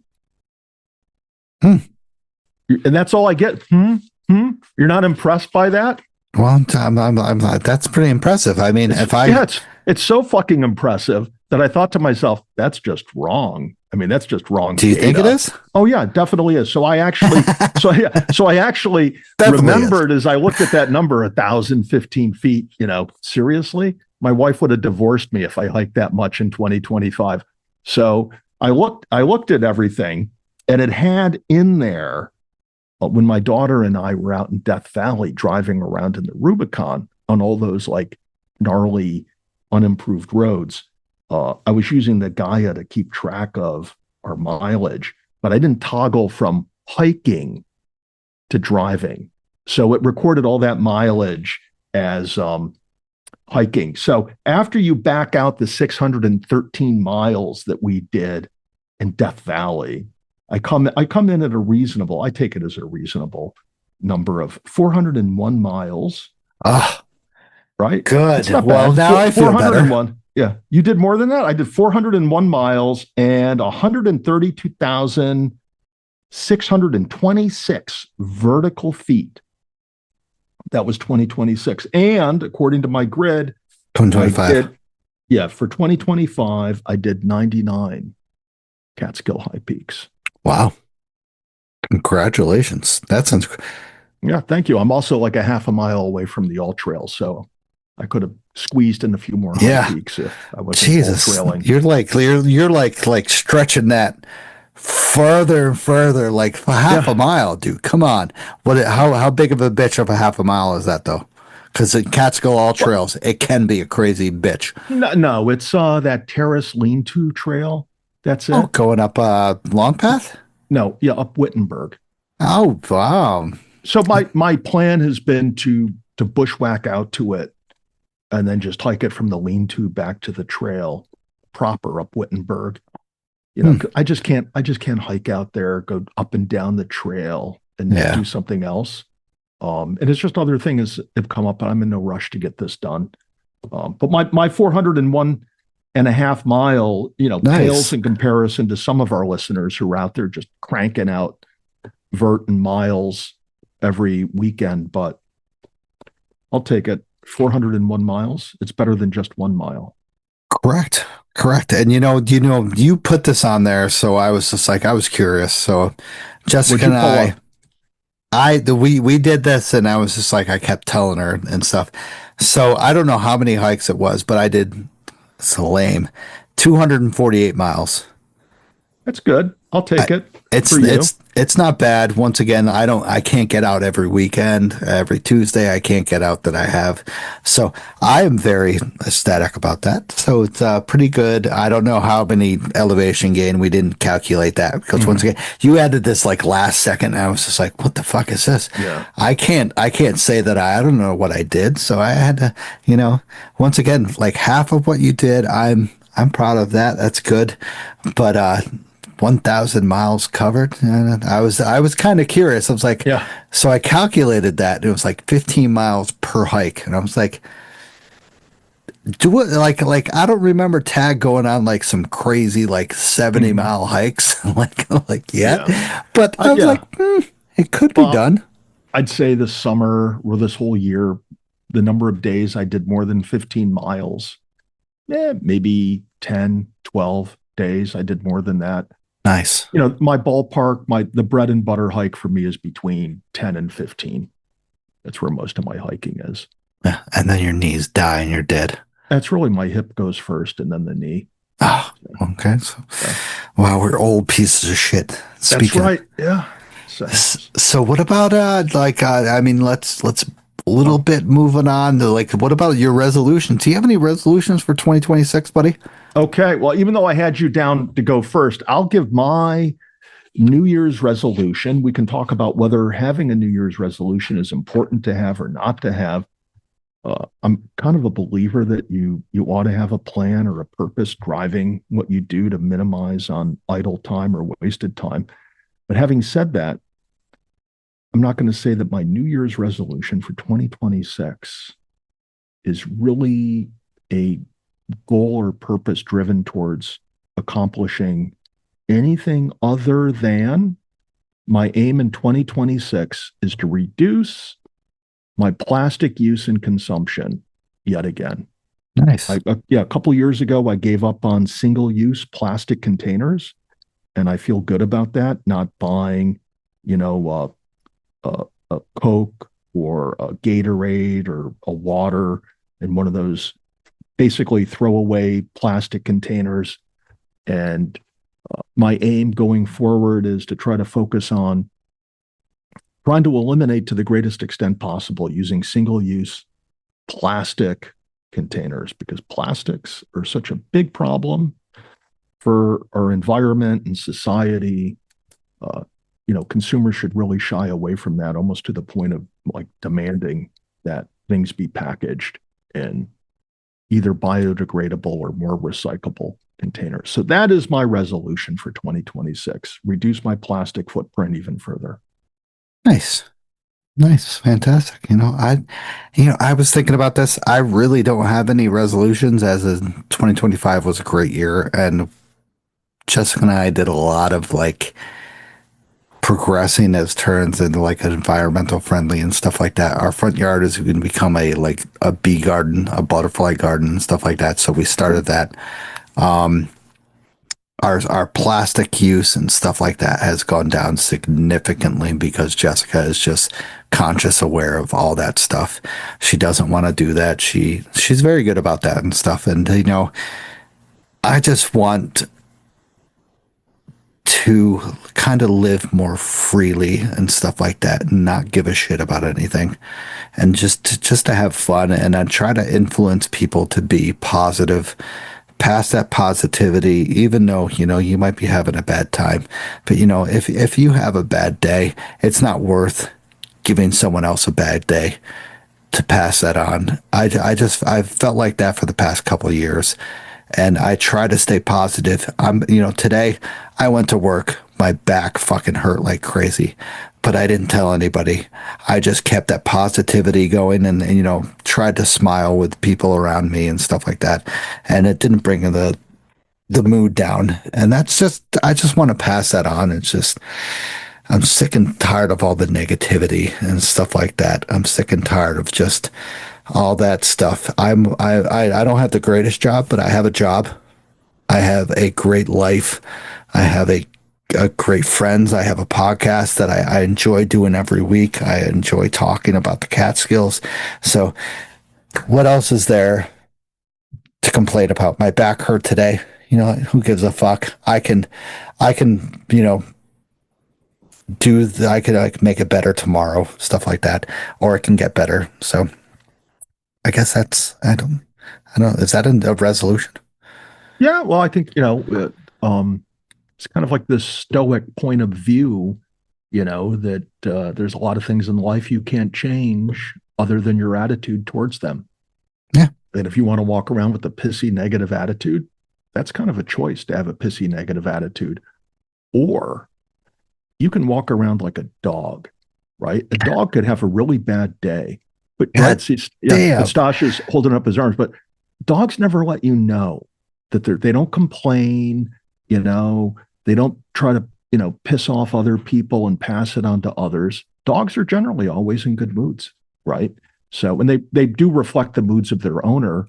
I'll grant that, but yeah, I think there's you read a little things about stoicism and just adopting a better mood and attitude towards things in life, and there's no reason to go through life pissed off at shit and angry at people because you're only here one time, and who wants to just project all that negative energy? So and if you do have negative energy, reach out to me, please, and we'll talk about that, and we'll figure out a way to reverse that, because I don't want that to be passed around. I don't want you to have that burden on your shoulders. So once again, positive mental health is very critical in life, and if you need any help, I'm there for you. I will not pass that, of course, to make this world a better place. So sorry, Ted. Stosh is basically saying he wants to hook up with you at Snyder's and talk about your situation. I would. Right. Which next brings us to best Christmas present 2026. Like what we got this year? Like this Christmas present? 2025. I'm sorry. I'm already thinking of next. Yeah. All right. Here, I'm going to make the change on the fly. Best Christmas present of 2025. What I really didn't get I got my my Calvin and Hobbes books from my mom. So just reading upon that and reading upon once again how ecstatic he was just to get outside and to be with Calvin and stuff, to be with his friends, to be with his best friend and stuff. I look forward to getting together with anybody who wants to get together. Hopefully I can. And just to see that positive influence with people seeing the Catskills and stuff like that. Ted, I always have great times hiking with you, showing me your influential parts on the Catskills geology that you learned from Danny Davis, or just anything of the trees and stuff. I'll just shut the fuck up and listen to that and smile, because it's something that brings me joy. So that was my favorite present. It was my Calvin and Hobbes books for my mom's. What about you, Ted? Cool. So my favorite gift was being with my family. Not on Christmas Day. The four of us got together on Sunday because my daughter and her boyfriend were working on Christmas Day as medical professionals. They work holidays. But the four of us were together, although on Christmas Day, our oldest, who was back in town, first time my wife has seen her since last Christmas. And Sophronia got me a puzzle, a 1,000-piece puzzle. Yeah, so she got me this 1,000-piece puzzle of poisonous fish, and my wife, and I spent the next day 9 hours. Right? No way. Epic. Yeah, like this epic. Yeah, it is. As we're putting this thing together, was on the box it said 1,000 pieces, but it turns out it only had 998 because 2 of the pieces were missing. Whoa. Yeah, but it was fun. It was pretty intense. We had just this fun time putting it together. It was kind of like brought back old memories. And so with those times that you were doing that, those 9 hours, was it silence of like focus, or did you have music playing and stuff like that? Yes. I mean, yeah, we have over 9 hours. You have like a certain ebb and flow of mental energy from just working through it to then like getting punchy and funny and laughing at anything to like, why the fuck are we doing this? There's so many other things we can be doing, to like, oh, look, we're this close, we're going to finish it. And then fuck it, we're not going to finish it. And oh, look, there's only, so yeah, we had the whole spectrum of fun times putting together our 998 piece puzzle. Crazy. Yeah. Something as simple as that. Family time, man. Yeah. And, it's good to have that, to have that buildup of joy and stuff like that. And then, they go off on their ways and stuff like that. So we'll hopefully see more of Sophronia, her stories out in the environment that just are crazy. Yeah. I will say, I should give a shout out to the folks at Camp Catskill. They sent me a nice card and a box with a couple gifts in it, one of which was a t-shirt, and the other was a Camp Catskill beanie. And when my daughter Sophronia saw it, she put it on her head, and I don't think she's taken it off since. Nice. Yeah. So thanks to the folks over at Camp Catskill for some pretty cool gifts. Thank you. I appreciate it. I got the same gift, I believe, and it's fantastic. That beanie is really incredible. So awesome. So Catskill News also volunteer New York, New Jersey Trail Conference, 3500 Club, Catskill Trail Crew, Catskill Mountains Club, Visitors Center, Jolly Rovers Trail Crew. Also, if you want stickers, let me know. I'll send you them free of charge through the mail. You'll get them in a couple days, so let me know. Also, Winter Weekend 2026. So the Catskill 3500 Club does Winter Weekend every year. Will be held the Full Moon Resort at Big Indian, New York, with a dinner for members and guests on Saturday, January 17th, 2026. Hikes will also be offered on January 17th and the 18th. Rooms will be available. Highly doubtful that are available now, but Winter Weekend is January 17th, 2026. Jessica and I will be there. Oh, awesome. You getting a room? We did already get a room. Wow, that's very cool. It is absolutely fantastic. So Jessica worked there a long time ago for a catering event, and this was way before the COVID boom, before anything like that. This was like 2015, 2000, before that. And she just thought it was the most phenomenal. This was like before I started even hiking. And she's just like, it was phenomenal, blah, blah, blah. And then she's just like, I'm like, oh, the Winter Weekend's going to be at the Full Moon Resort. And she's like, book it now. Eventually did. Cool. Called them right So away. is she going to go hiking? We're going to see what we can do. All right, cool. She's got a bunch more peaks to pick off. She's got. She have her winters? She have her winters done? She did all of her winters. Oh, okay. So she has. I think she has balsam in a different time, but I mean you can do it whenever. She has a second of balsam, and then she has Wittenberg, Cornell, Big Indian, fir. What are the others? I mean, I don't think that's it, but that feels like it's it. She has some pretty crazy Catskill High Peak, so she has like 7 hikes left. So if you guys really, really want to have an epic day, you both need Big Indian and fir. I think that's going to be, yeah. We'll see. Yeah, got to have the right conditions to take her out to do it. Correct. So January 17th, once again, if you want to go to the Full Moon Resort, you go online, purchase a ticket at the 3500 Club website. I have it in the show notes. So check it out. The weather forecast. Tad, I'm going to try a new thing. I'm going to be recording this the day before this is released so we can get a more accurate weather forecast. Plus I asked Alex from Hudson. Yeah. Plus I asked Alex from Hudson Valley Weather if he could provide us with a forecast. So we'll see where that goes. Hopefully he will provide us with a forecast for like a high peaks conditions and stuff like that. So sounds good, right? I was just like, wow, why not? Yeah. His stuff is spot on. I was checking it out with the last storm, and I couldn't find any fault with their forecasting. Yeah, it was really good. And they have really good imagery and, active maps, nowcasting, as he calls it, on his site. So it's really a worthwhile resource. They have like somebody on there on the hour, every hour updating, and it's absolutely fantastic. Yeah. And if you haven't already heard me say, I'm just going to put it out there again. When you wake up in the morning and you're getting ready to go up to the Catskills for a winter hike, one of my go-to tips is check out the ski area trail conditions page, and they'll let you know how much snow they received in the prior 24 hours, and it's reasonably accurate. And it gives you what they got at a higher elevation as opposed to what they're reporting like in Margaretville or in Tannersville. This is what is, slope side, 2,400, 2,200 feet elevation and higher. Correct.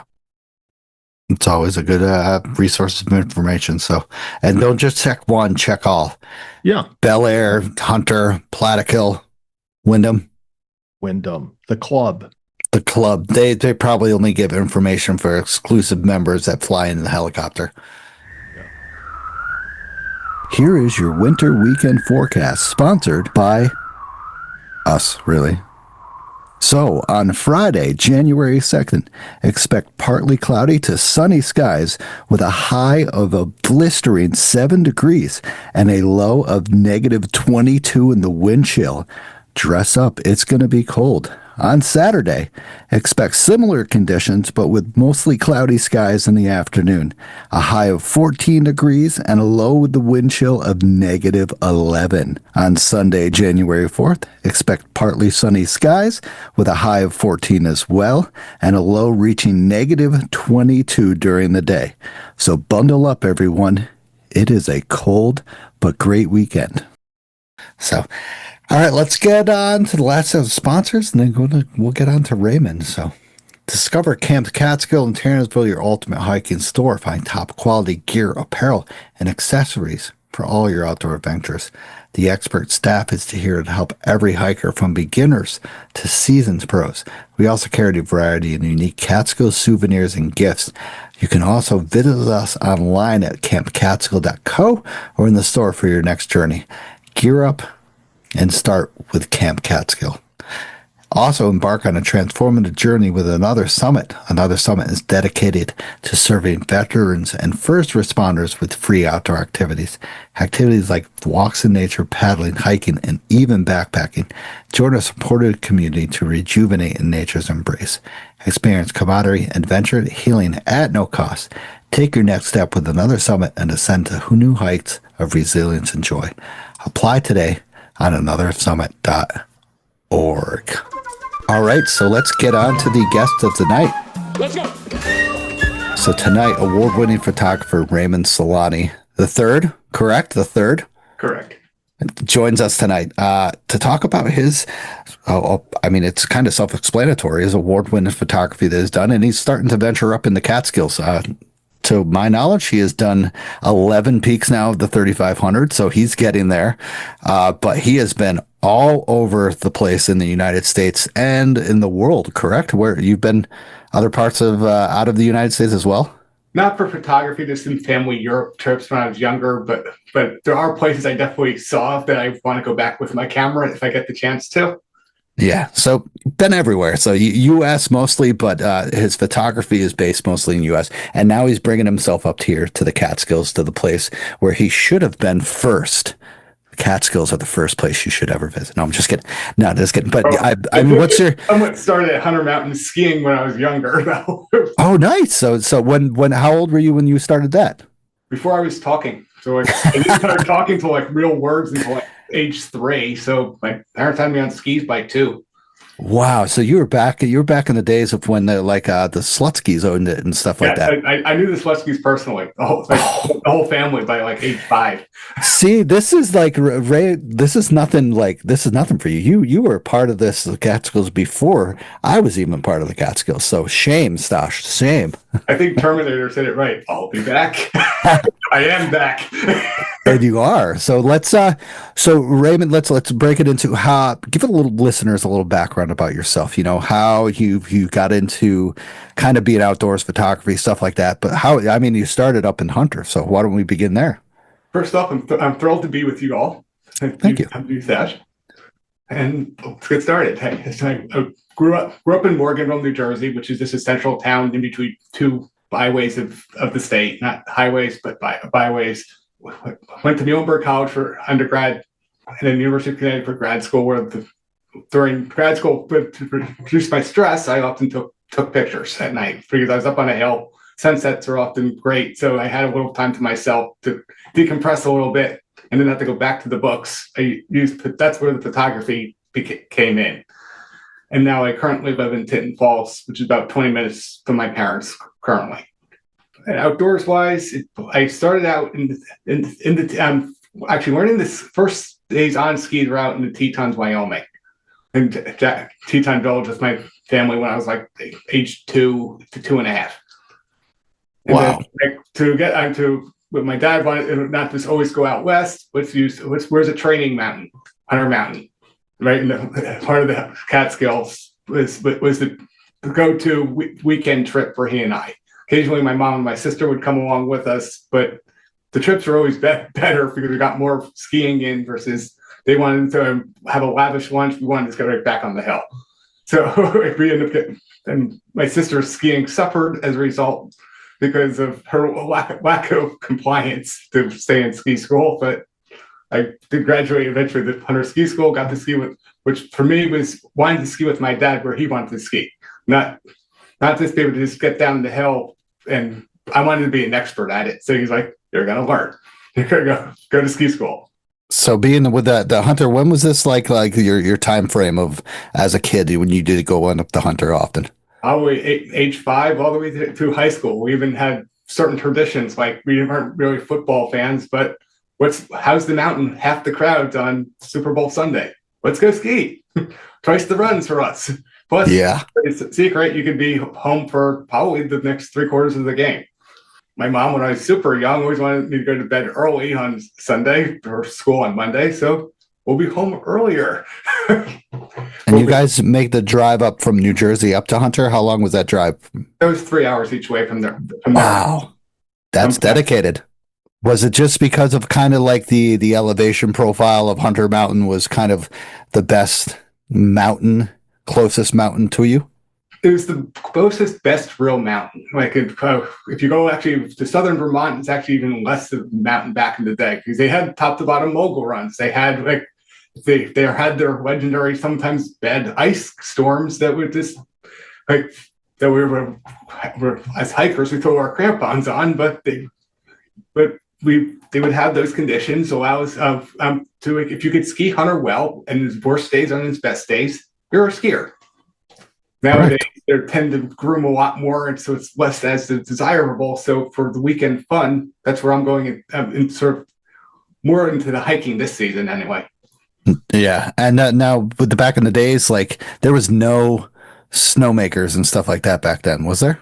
They had snowmaking. They actually did more of it, but then they also had like they would let things mogul up. So it was like if like your legs are screaming at you at the end of a mogul run, was mogul skiing. How far can you go? Well, basically, it's like the time basically right at the end of the west side is basically the breaking point. Yeah. Good training mountain for anything out west. Yeah, and then now you talk about out west. You said you were in Jackson, Wyoming. We're talking about the Grand Tetons. We're talking about 13,000-foot mountains. Like Jackson Hole is the kind of like, besides being up in like British Columbia and stuff like that, up in Vancouver and an area like that, up in the Colorado Canadian Rockies, this is like the central part of skiing, is where you want to go skiing. So how was your experience there? Well, my uncle lives there, so that he actually is a big point of my outdoor upbringing because I had the privilege to visit him at least a couple of times a year. Like sometimes winter we go out skiing with my dad, and I would stay at his house. And then summertime, my dad like at first was part of it, but then wanted to focus on some other things like with my mom. So I would just still go out and visit him and enjoy all the hiking in the Tetons. And he was inspired by my dad indirectly by having pictures from my dad's family trip when he was in high school. Before I was even in the picture, he had pictures from a Yosemite trip, and he shared them with my mom's brother. So then my mom's brother, my uncle, got into climbing. So that's why he went out to the Tetons and from New Jersey. He's come back to visit us, but he's never moved back. Okay. He's still there to this day.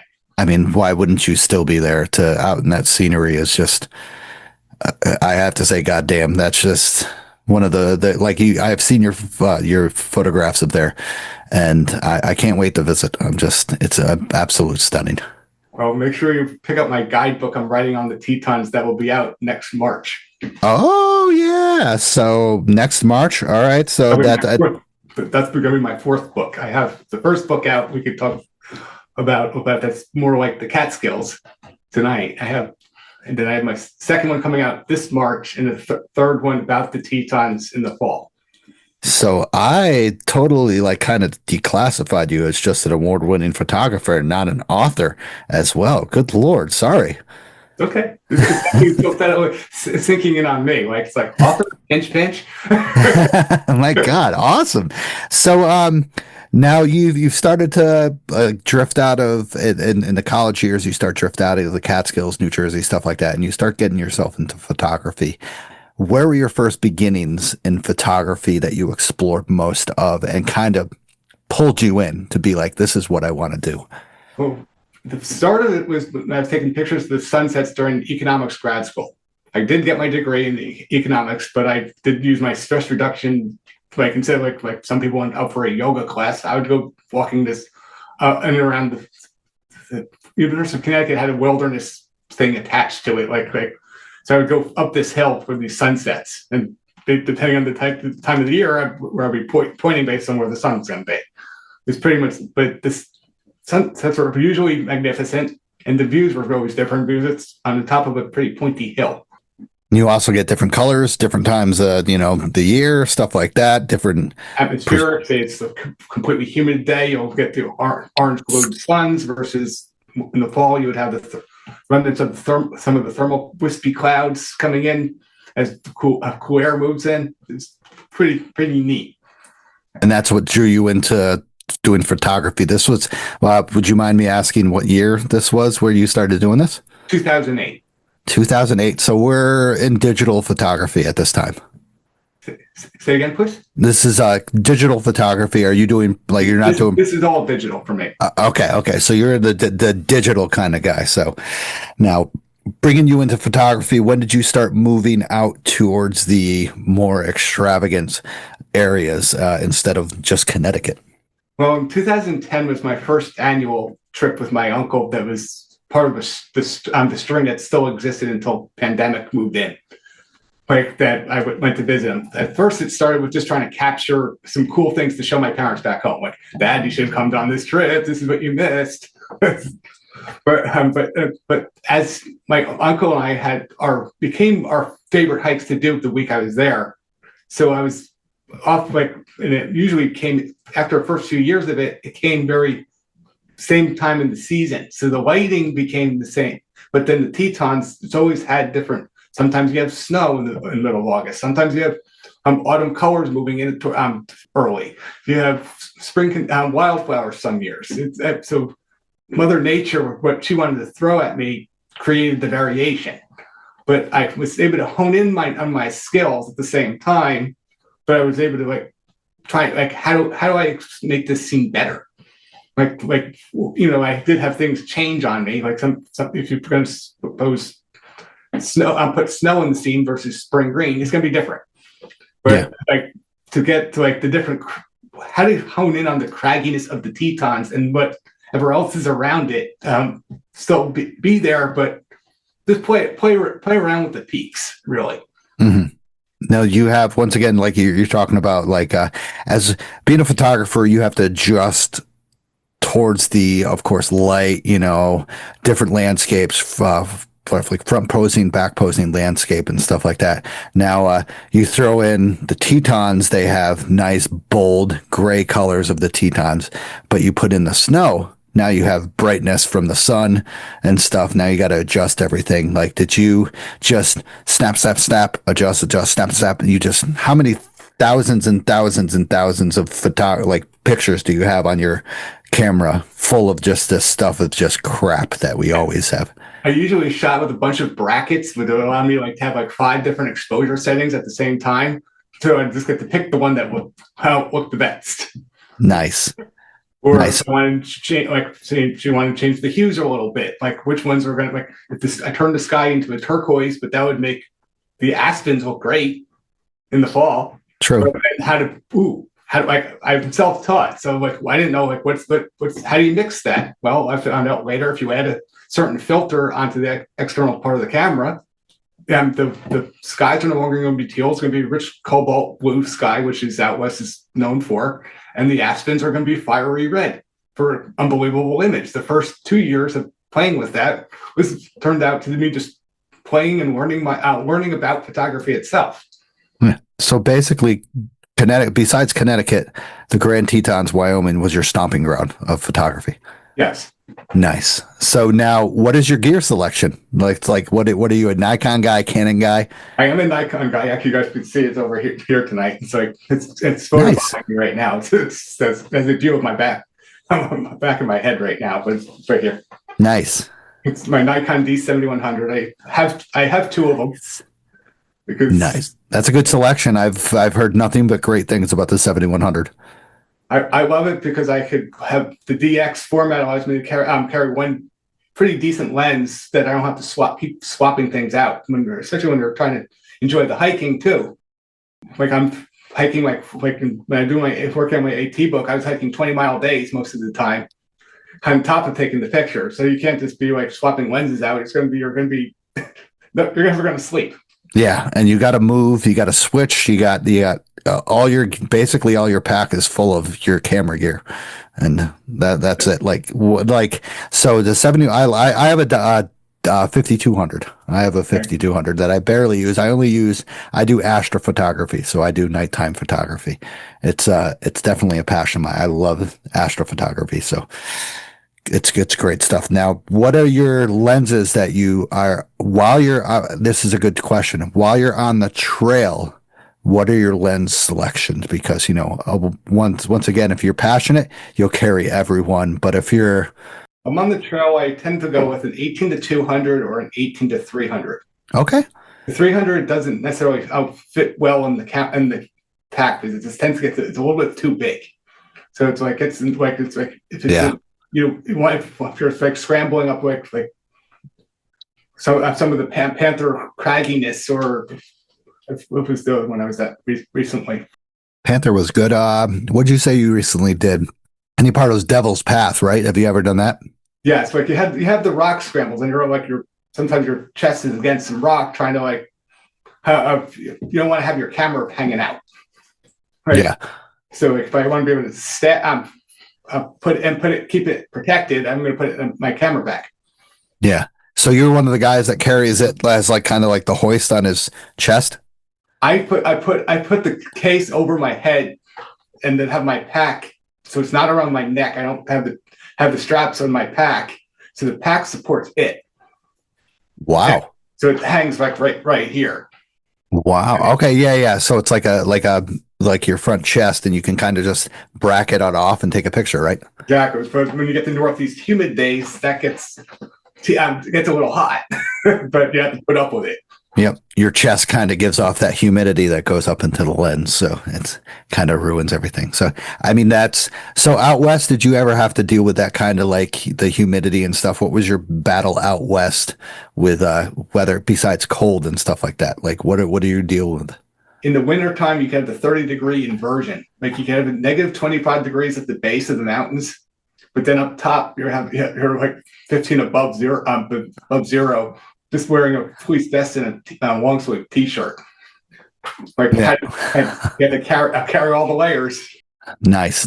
Yeah, we recently just got that here actually a couple days ago when we had that crazy wind, like rain, stuff like that. People said it was nice and cool in the valley, but up top of the mountains is 40-45 degrees, which when you've been skiing so many times, that's disgusting. Turns everything into mashed potatoes, and your day is ruined basically.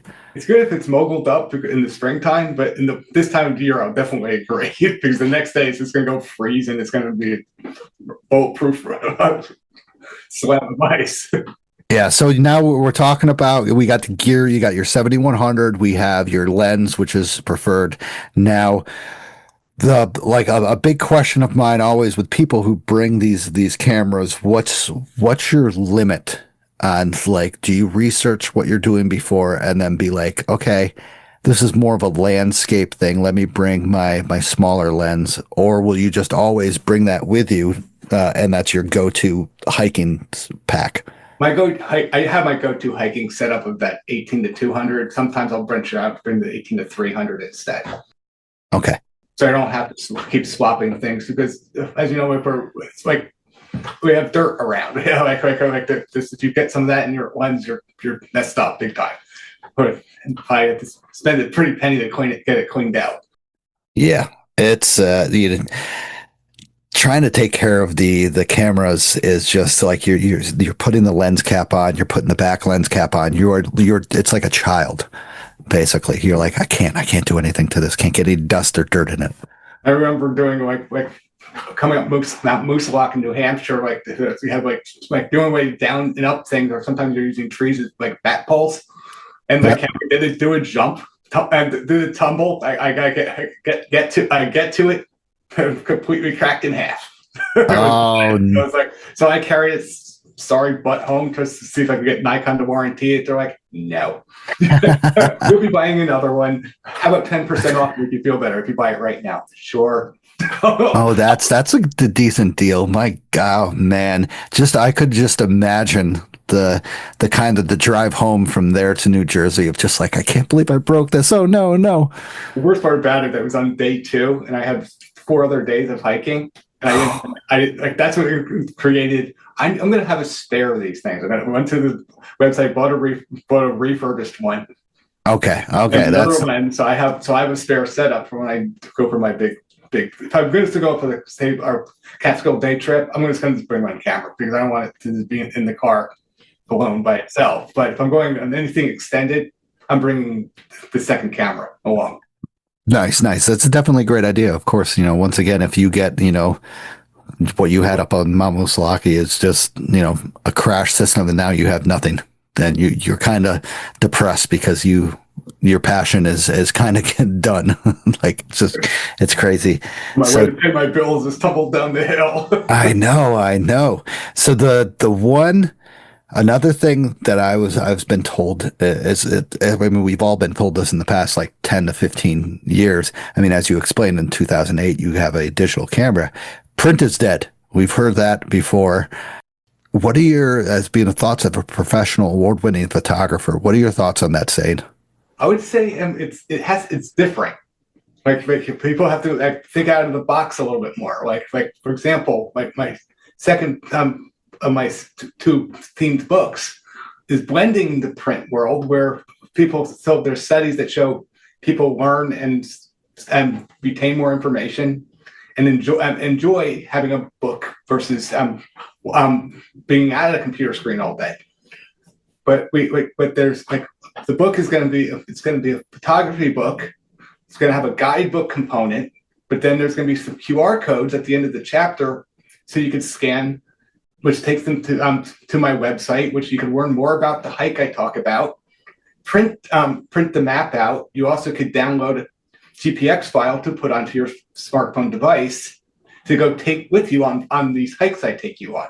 I tell you about that you could do on your own. Wow.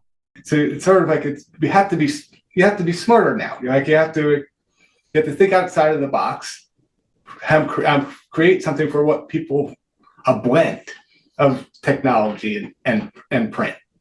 Correct. Like you have to adapt as well. Now, do you do like galleries and stuff of the photographs and stuff like that? Like I've done some in the past, but I'm currently not in any galleries right now. Okay. Have you if someone would offer to you that, would you definitely accept and show off your work to be able to be printed and sold? I would have to make sure that I have the terms are right. Say they're not going to take like 100% of the profits, and I have to just supply them with all these prints. Good point. I had a gallery approach me the other day, just locally. He's like, "Well, how about you give us all the prints? You get 5%." Like these things are cost me too much to do that. Yeah. I have to say no, thank you. Yeah, I hiked 14 freaking miles to get this picture. This is not going to be a 5% deal. That's plus some costs on some of how I do some of my printing cost me $300. Yeah, offer me $3,000 for 95%. It's not worth it to me. Yes. So when you're printing, what is your go-to printing? Like what is it? I haven't done printing in a while. Like metallic. What else is there? I prefer metallic inside of acrylic. Okay. The print that's over my left shoulder. Yep. That Yosemite? Yes, that's a small acrylic piece. Oh, fascinating.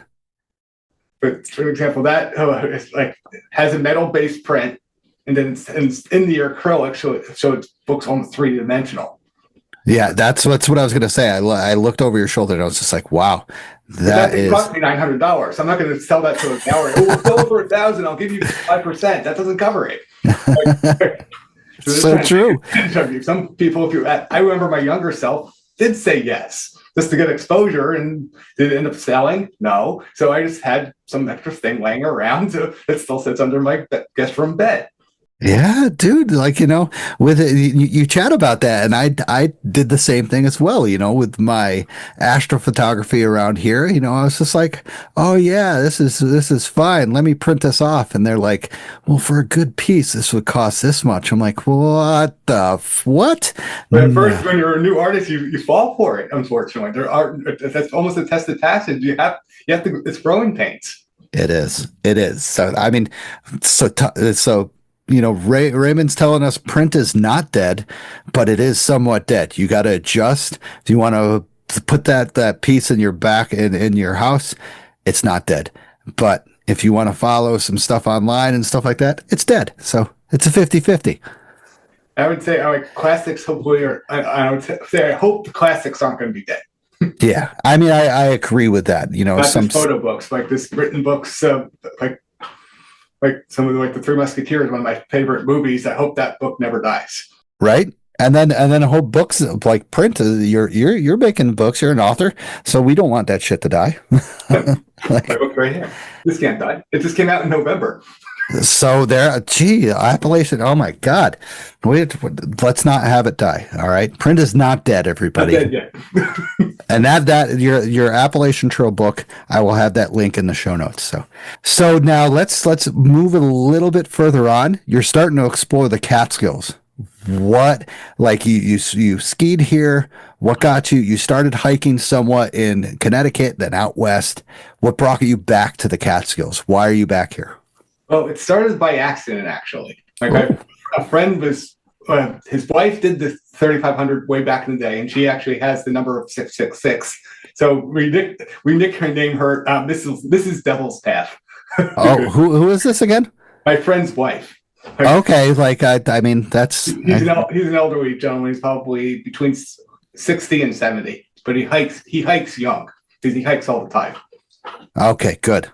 So he was looking to do his last Catskill peak, which is Southwest Hunter. So I decided, how about we add something else to it? So it's not like, and he's like, and we're looking at the maps. I was like, Hunter and Rusk. So we made this is like I'll help you out. He wanted to do driving, so we'll go up and do this. So and pretty much I saw certain elements that I loved taking photos of. I was like, I need more of this. And he's like, how many more peaks are there? Count them up. There's 34 for you to go. Nice. Get going. So was Rusk your first 3,500? We actually did Southwest Hunter. Oh. And then down Hunter a bit, and then went up Rusk as an out and back. I know some people come up, I think, East Rusk from there. Yep. We just went up Rusk itself. Oh, wow. Nice. We almost went back at the parking lot. I was like, and then now we have to do an uphill. And down. But, so you did it counterclockwise, Southwest Hunter, and then Rusk, but you didn't hit East Rusk. You went all the way down to the hairpin turn and then went up? Yes. Holy shit, Raymond. That, number one, is probably the most insane thing I've ever heard, because nobody does it like that. You are very unique with your group. And my friend Jed's even more nuts because he's between 60 and 70 years old and he's doing that. Was he the one that chose that way? Yes. Whoa. Like, okay. So this guy has I say he hikes young. Yeah, I would say so. I would seriously look at him and be like, are you serious? Like, there's an easier way to do this. You know that. Wow. Now, I mean, was it a nice day that you got some good pictures of? This was Columbus Day weekend. So the Catskills normally, based on my own research, should have been in peak color. But this past year wasn't really a good color year for them, from what I've heard and what I've seen as well. Like, it was like my area went green, brown, dead. Uh-huh. We have some trees that are pretty decent. We didn't have anything. Ah, that sucks. A lot of the Northeast, that seemed to be a problem. But I still, like, I was on a bad foliage year day. I still was hooked.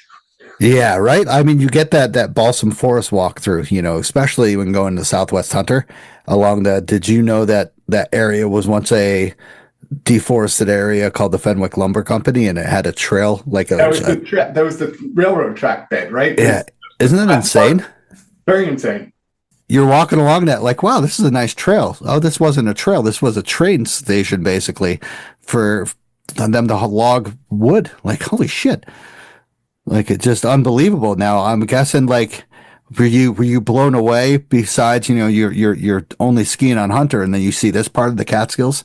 You're just Like I've met, besides a small slither of the Hunter Mountain ski area itself from Blackhead and Black Dome, I haven't seen anything like it's all wilderness. It's like you have to get into Glastonbury wilderness areas of Vermont on the Appalachian Trail, which is another 2 hours further north, driving wise, which is not really feasible to do as a day trip for me. That's always have to be a long weekend if you're going to enjoy it at all. But you have elements I'm a balsam fir nut, especially when they have snow on them. So all these balsams hanging around. This is like from the Appalachian Trail north of Bennington into Vermont, and then the Long Trail beyond Killington type terrain, which are 6-hour drives to get to. I have this in a 3 hours drive from my house now. right. I have my East Coast photography all coming into a day's travel now. Yeah. And like I've been told like the Catskills, I mean, I've been up in the Green Mountains. It's very comparable. They're very, very, very, very similar. You can probably not really tell them apart. Like I think we have more balsam up here than they do in up in the Greens. It depends on the area. Like Southern Greens, definitely you have more. Like then, like up in the Sugar Bush, not Abraham and Ellen, they might have more just because their peaks are a bit higher, so they have more. Because they're 4,000 peaks. It's almost like Hunter. Uh-huh. And then Killington, I don't remember too much because most of what I was doing on that day was like I couldn't see my own feet as in the fog. But sometimes you have to embrace what you get. Now, you being a skier, we're kind of a little going off topic right now. Like, what do you think about this craziness going on with Jay Peak up there in Vermont having like 140 inches of snow already? That's insane, isn't it? I saw 239 this morning. Oh, whoa! Well, that's more than Colorado gets in a year. That's like I want to get up there, but then what I did see that they do have 6 trails of their, I forget how many they have, probably I think 94 closed. So that means they got some massive rain in this last precipitation belt. They lost trails. Oh, wow. With that number of inches of snow they got that this year, they lost some trails. Wow. So what they lost, like how much rain did they? I know they're known to get a lot of snow. Yeah. Living up to that name, but this rainstorm might have messed with them quite a bit. Oh wow! I didn't know that they had that many close as is coming. I knew they had basically before this, a week before this, they had almost every trail open. They did have everything open. This is like it was paradise if you were able to make the trip. Yeah, it was definitely powder galore up there. 200 inches of snow is outrageous for the Northeast in December. We're not even in January That's yet. more than Colorado gets in a year at the 240 level that they have as of this morning. And it's not even the year didn't technically start. Yeah, we got glaciers coming back, everybody. Glaciers are coming back. So, yeah, I just wanted that question. You being a skier and stuff like that, that's pretty wild. So now, you've been all over the country. You've been Wyoming. Where else? Let's go over where you've been before we bring back this catch-all. Wyoming. You said California, Yosemite. Where else? Yosemite. I've been to Zion and Bryce national parks. I'd still say the Grand Tetons and Yosemite are my main completely blown away spots because wherever you look, you're looking at something cool. Like, yeah. It's all. With similarity is it's all glacier carved. Technically, our Catskills are glacier carved. Correct. So there's glacier carved things. I have things to explore that are close by me with the Catskills. I'm not sure what my signature piece from the Catskills is going to be yet, because I'm still getting the feel of it, and then how do I respond to different mediums. I have general ideas of what could be, of like what my, say, gradients of trees turning on autumn colors going up a mountainside, or spring greens racing up a hill, like and with springing. Yeah. But I haven't experienced them all in the Catskills, so I can't say, well, this is my signature, say, spring green springing gradient shot. I don't have it yet. Yeah. It's fantasy right now, but it's definitely, it's going to be, in time I'll have them. But that's the great thing about the Catskills is all 4 seasons happen on every single mountain. Like in the Grand Tetons, above like 9,000 feet, it's just snow and it's rock. But in the Catskills, every mountain has every single season: autumn, winter, spring, and then fall, and then summer. Like with the Tetons, you have the famous shots from some of the rivers and lakes at the valley. You have river and lake, then you have a stand of trees, evergreens, rock. Yep. It's a stand of like what small little flip of trees. Raymond, I can't wait for you to get every single season on these places. Spring, fall, like spring is like no other. I mean, I hate the bugs and everything, but to see the green creeping up the mountain, it's just something else. Like it's just, I love the spring gradients. yeah, right. You have dead up top, but everything's growing down below. Like it's just, and it happens. It just creeps right up. It's, I'm thinking around Memorial Day to like probably Father's Day is probably the peak time to be up there for that. That's based on some research I've been doing. yeah, but you'll love it, but you're going to hate it. Well, I suggest one thing: bug nets, like head nets. Well, I carry one usually all the time. I mean, you've been out west, you probably had to deal with mosquitoes and everything like that. Not really, because I've been moving my trip to the second week in September. Which Okay. Sometimes I get peak color, sometimes I get summer conditions, sometimes I get snow, but the bugs and the crowds are dead. Yeah, well, that's good. That's what you want. That's what we want everywhere. I mean, being photographers and hikers, I mean, we want kind of like just empty trails somewhat. So now, being all around those places, you've also been up in Vermont, New Hampshire, Virginia, stuff like that. What is your impression of the Catskills so far as you've done 11 peaks? Vermont, but closer to home for me. Right, New Jersey, because I almost think it's better though, because every peak I've seen, the only little swath I saw was Hunter from beyond on Blackhead is like maybe like 1% of the 360 view. You have like the rest of the Devil's Path. Mm-hmm. And beyond. It's the only thing man-made. If it wasn't for them making snow, you probably wouldn't even seen that really, because the profile would blend it in. Mm-hmm. I had to go up to the Wilderness, Vermont, Glastonbury Wilderness in Vermont, which is a 22-mile section north of Bennington, south of Manchester. Yes, it goes 22 miles from road to road. From the middle of it, there's a fire tower. That's the only thing man-made, similar to the Catskills, it's fire towers. But that was the only one swath that I really had that was nothing man-made. Other fire towers like Stratton, you see Bromley. The ski area, but it's all cut up because they make the ski runs. Then you see towns, you see a lot of the more well-to-do people's houses all speckled across the lower peaks. I haven't seen much of that in the Catskills. Maybe my eyes are blind and blown away, but I'm not seeing civilization, which is blowing me away.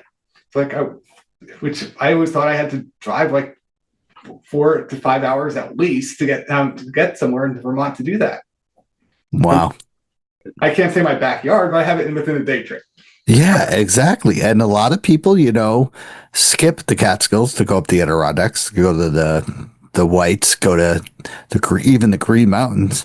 But most of the people just drive right by looking at, Catskill High Peak or Ashokan High Point Overlook, Black Dome, Blackhead.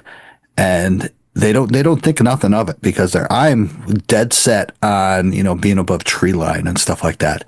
but the Catskills just offer you that peace of tranquility of you're secluded and stuff like that.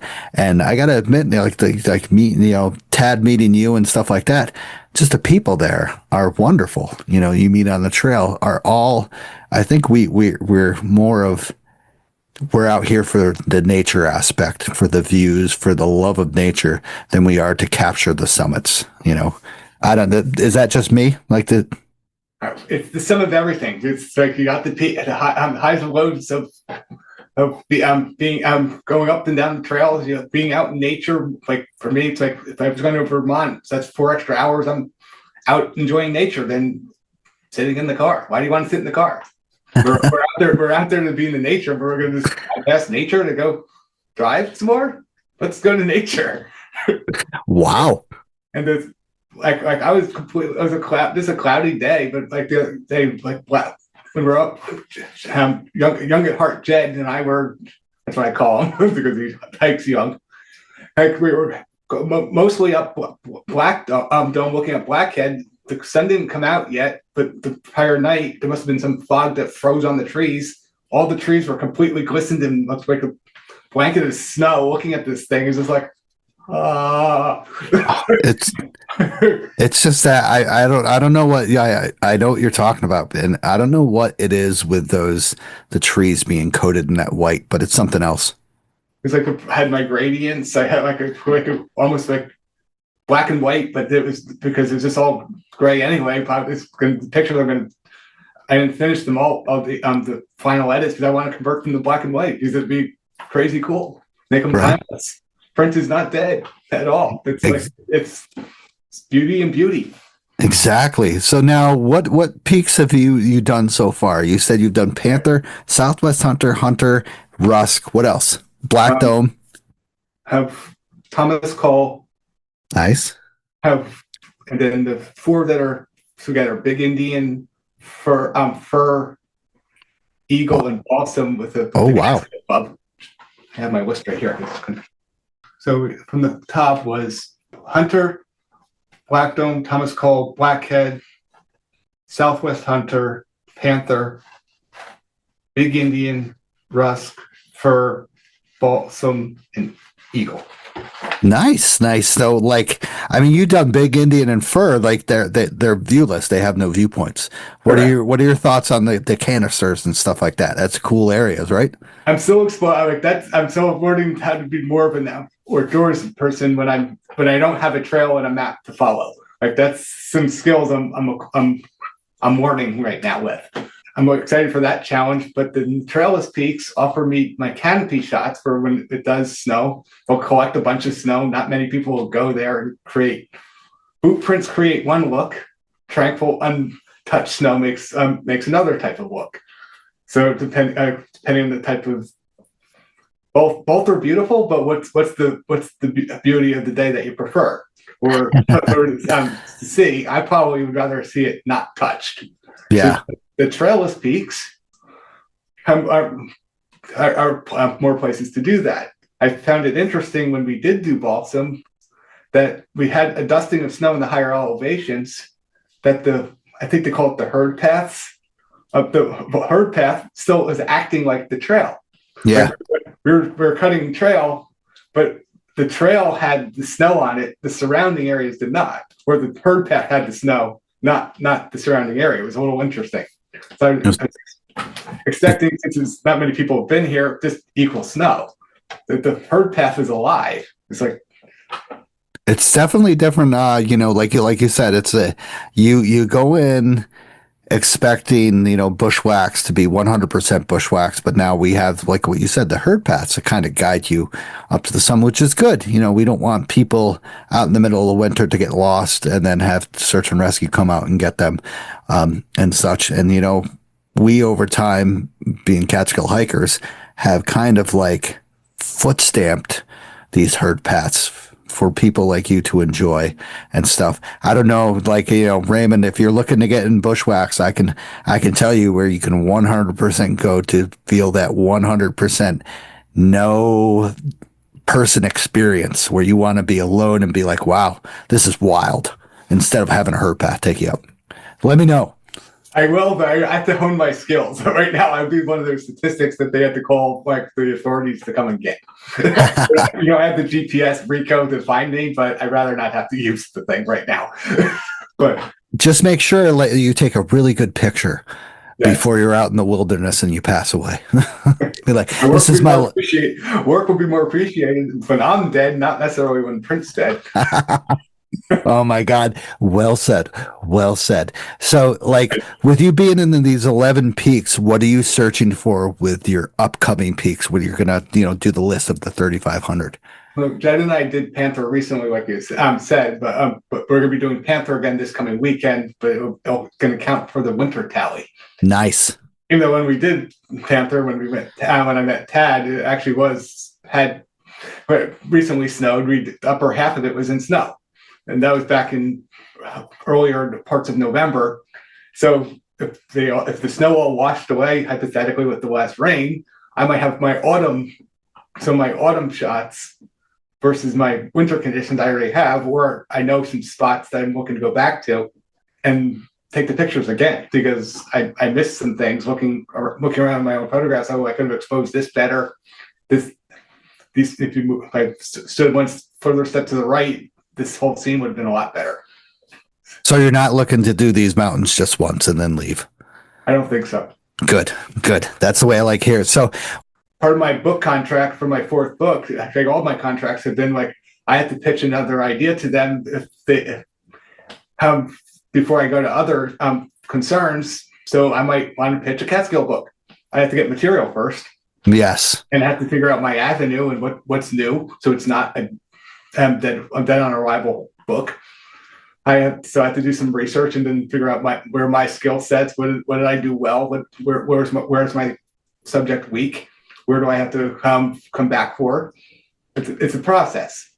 Definitely. It's definitely being evaluated as I go through it, though. Yeah. So then you talked about being on Panther with Tad. Tad said you had him take a photo with his camera? Yes, he did. He wanted to know how much it would be worth if he sold it on the What's so special about his camera? What does he have? He has a Salani original without he doesn't mess with it. Is that special? Is that cool? Well, if he could sell it, and then he has to prove it's mine. How do you know versus if he just took it himself. True. It's not like I took it on my memory cards all and print my copyrights. It's on his camera, so it says I took the picture. Raymond actually took it, but so Tad's gonna claim this is his photo. Oh no, Tad, he's trying to claim it's mine, but how does he prove it's mine? So now, what did you like? He just carries one of those small like carry cameras, right? Yes, and I think it had detachable lenses, like a mirrorless, I believe. Okay. So it's nothing special, right? Well, it's just a camera. Yeah, exactly. My cell phone's just as good as his camera, so just to let you know, Tad. So then I took a cell phone image, I'll be ruined. I know, right? Just don't say that. Don't no cell phone images. Everybody thinks this is whatever. So your experience of me play on phones and things like that. If you take a picture on an Android and you send it to your friend through your iPhone, they're gonna be like, "What did you send me? It's junk." Yeah, communicating the optimal way to make it look for the device it was taken on. Correct. When you send it to your friend with a different device, it's gonna be like, this is just a snapshot at best. What is your impression of Tad when you first met him? If I lived closer to the Catskills, I think I would be looking to do the grid with him. Oh yeah. There you go. He's the 3-hour drive each way is a little tough to do the grid for right now. But over time, maybe. It definitely is, then I don't even live 3 hours away, and I find it difficult to do that, on my days off, very limited days off and stuff like that. So, I'm with you there, Raymond. I have the ski bug too. That's my main thing is skiing. Hiking is the second, but skiing is still the main first love. Nice. Are you a ski? Do you ever go any other places than Hunter, like at Plattekill, Bel Air, Wyndham? Usually not. Usually Hunter locally, Vermont, and then out west. Lately, it's been more out west, just because if I'm good, I'll do the hiking here and hiking with my uncle. But I'm also going to mainly quality over quantity on the skiing. Okay. Well, I suggest you go to Plattekill Okay. and to get the kind of the secluded skiing, the hometown stuff like that area. It just feels more of like a local ski resort instead of, like the what is that the company that owns all the ski resorts. Vail Resorts owns Hunter. I know that. Yeah, Vail. It's nothing like the Vail stuff. It's a family owned ski resort, so it's more tight. I like it. So I mean, I like it. I can't say I like it because I don't Like ski. Hunter yesteryear, I would say. Yes, I don't even ski, and I say I like it. Is that weird? So now, with you being involved more in the Catskills 3,500, you're starting. Do you have any kind of wants and needs with your photography experience? What are you looking forward to hitting? Like everybody loves fall, but there's so many other aspects in the Catskills. I like the changing of the mountain as you hike along. Like say when you're coming up Blackhead, Devil's Path peaks are all changing different shapes as you go. It's like you're walking through a panorama. Where's you have like a going up, you have a right side of your neck is stiff. You're stuck like this as you're going up the hill, and the other way you loosen up a little bit, but then it's stiff going back the other way as you go down. Trying to figure out where do I want to be? How going this? Where's the gradient the best for me? Or I'm trying to figure out how do I maybe get a selfie stick to try and keep it level to make it a walking like automatically shoot every second. So I'll have the whole scene like as though you're walking, and then stitch it together as one big scene. Correct. Yeah. Right. I'm trying to figure out what technology do I need to make that happen. Yeah, and it would be best probably when the trees are bare because then you don't have the continued view. Yeah, and you've been out with the skiing in the winter and stuff like that. I find winter to be very dramatic and stuff like that. You can see different ledges on different mountains. The trees are coated with the white. The trees might not be coated with white. You see the balsam forest at the tops. So winter, I find, is the most photographic time to capture anything. Not a lot of people like that too. Not a lot of people like winter up here. Like I remember coming up Blackhead the other day. It's like once we got out of the cold between Blackhead and Black Dome, the temperature, like it was a 20-degree day as a high, but going up that section, there's some kind of temperature gradient thing. I ended up having to get down into my t-shirt because I was sweating so much. Wow. It's like, and then once you hit the last little bit of Blackhead, there was the cold temperatures back, time to bundle up. Right. Did you like, so you went up Black Dome, your view of Blackhead is absolutely phenomenal. Once again, that was probably my favorite view so far. Because I had the snow gradients, I had the frozen trees, like Blackhead was like gigantic. It was like you didn't see anything. I didn't see anything man-made at all. It's like you and Blackhead hanging out there. Yeah, it's crazy. And then behind Blackhead is the Hudson Valley. The steep, dramatic drop, and then you have the Hudson Valley. I'm guessing that was probably encased in fog. The bottom part was in fog. Wow. And we had wispy clouds on top of clouds. It was just unbelievable. So you had a very dramatic experience going up Black Dome and Blackhead. Yes. Wow. So see, that's what it's all about. And, getting out. Now you're going to be getting out into the spring, beyond then, and then the summer I find phenomenal. Number one, because you can wear shorts and a t-shirt. You don't have to layer up and layer down, which I still love winter, but still, like, we have all these seasons up here in the Catskills that, people out west can't say, where do you have these seasons in Zion that you can film all these dramatic events happening throughout the year? You can't really. Talks about out west is like spring is like a week and a half, maybe. Yeah. It's like winter to now it's summer. Yeah. And then you have the fall out there, which is just the aspens change color. Right? And the cottonwoods, which are not as a vibrant yellow, but they're still yellow, but they're just pretty much in the valley.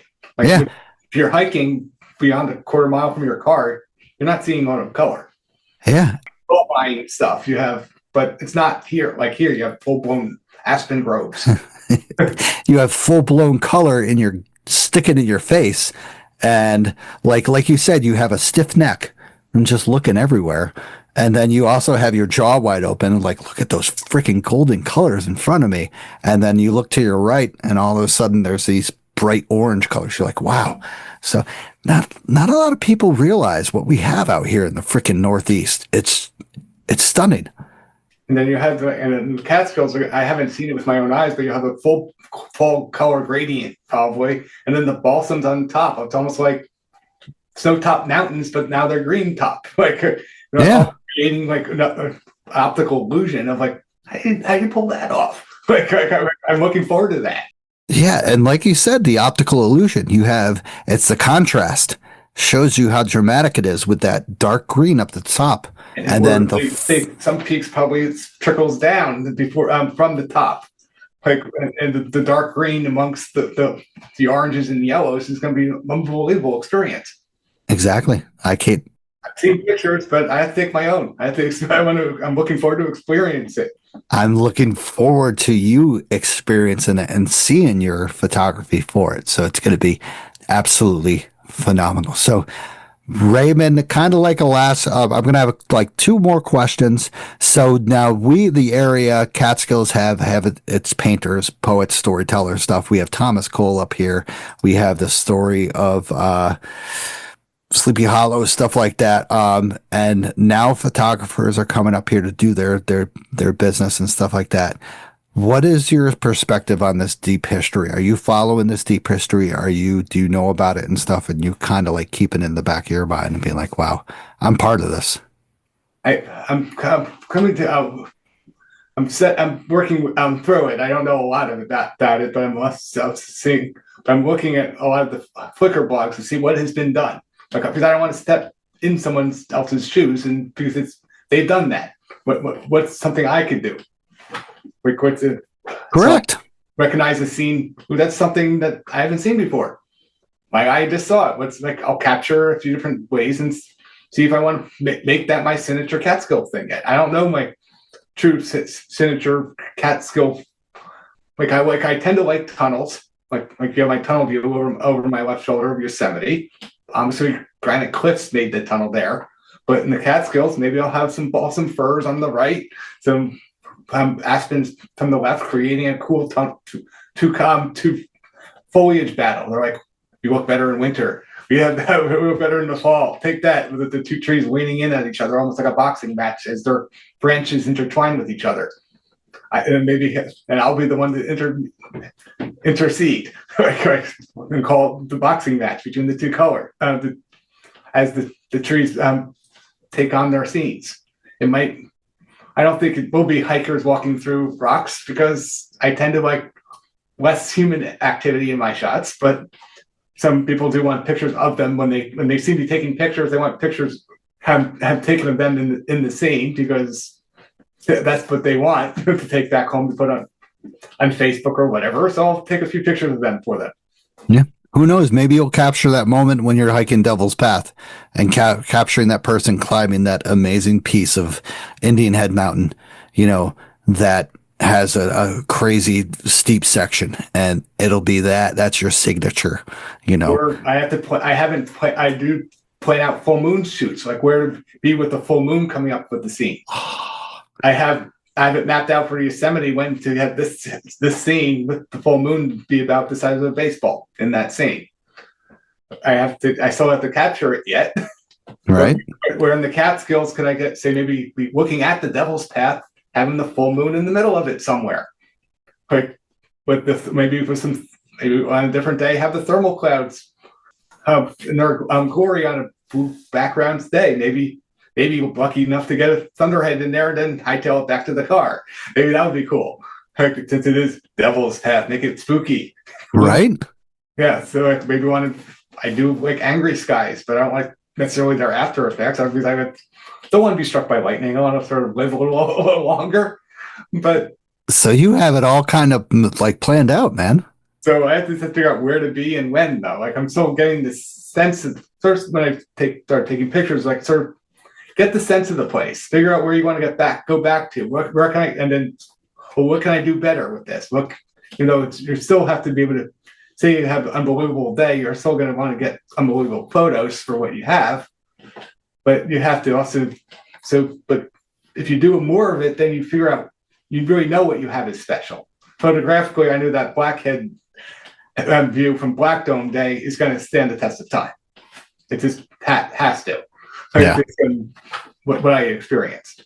But there's other days to be had that are going to be, if you like different style photos, like it's a little eerie that it's all entombed in ice. It's almost like the scene is dead, but to some people, because they don't like winter. But that same scene with a whole gradient going up black, like a Blackhead with a green top. That could be poetic of a foliage run, but it's different than most people think because it's going from color to green, not green to color. Yeah.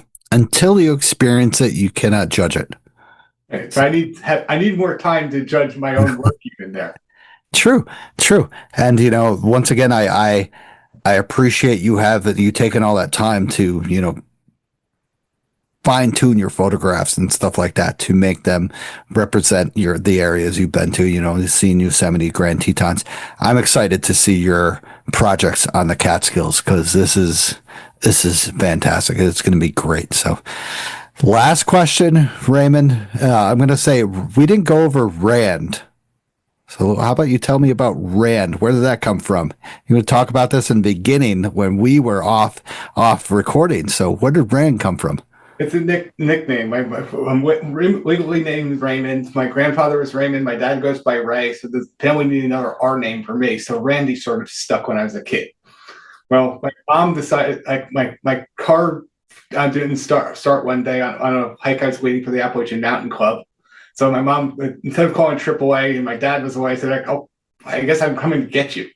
Just call AAA for me. I'll be good. Well, she announced to the hikers that were there that Randy's too little kiddish. It's Rand from this day forth. Nice. That works. So you could call me a little kiddish for having to get my mom take me home from the hike, but she helped me out. That she announced almost like a pun that now it's Rand from now on. He grew up. How do you think I got the name Stosh? Well, I think you like powder snow and you found the stash or something. I mean, that's what everybody thinks is that I'm a weed smoker and that my parents were high when they had me and they named me Stash or Stosh and stuff like that. So, but it's actually, I'm a third generation Stanley, and Stanley in Poland is also nicknamed Stanislaus, which is also nicknamed Stosh. So I am Stosh instead of Stanley. So everybody now knows. It's not like you get the neck ache when you say the main name. Everyone just goes like, "Which one?" Yeah, right. Exactly. So that now we got the name Rand and Stosh. So now we got that down. So last question, Raymond. Post hike brews and bites. So now you've been up the Catskills with your 11 peaks. You've also been in the Hunter Mountain kind of skiing area. What is your kind of go-to place for something to eat after you've done some crazy hike or ski? Actually, it used to be have places in Tannersville growing up for the skiing, but nowadays it's really since my friend has to get home to his wife getting home from work late, we sort of just beeline at home and then something local to me, or I might have cooked a dinner the night before, have it in the fridge to heat up, or maybe I'll pick up some Chinese food or Italian food before I get off, right when I get off the parkway. Yeah. That's the way it is. I mean, you want to get home, you want to get comfy, you want to get settled. So understandable. I explore that too. We'll get there. There's a lot of options. So make sure you get back to me about that so we can add this. So now, once again, we can wrap this up. I really appreciate you joining, Raymond. Thank you for having me. Yeah, I had a great time. Once again, author, award-winning photographer. We're going to have his photography stuff. Check it out. Do you have an Instagram?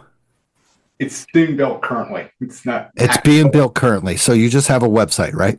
And I have my Facebook page. It's up, but it's like still not fully author oriented yet. But it does have my book signing from a few weeks ago. It was posted there. It has my book on. Okay. I will add that to the show note, and we will have both of those things on there. So check him out on both Facebook and his website. And this is my book one again is The Appalachian Trail, 4 Seasons Along the Trail. And check out Vermont if you're looking for Catskill-like pictures. Exactly. Could be maybe a Catskill book down the road, but we'll have to see. I will have that in the show notes. Once again, we're typing it right now. AT book. And then also you have a book coming out in March. That will be the Iconic and Hidden Gems of the Appalachian Trail, 20 Unforgettable Hikes. Okay. So can't wait. Looking forward to that. So once again, Raymond, I thank you for joining us tonight. Really appreciate it.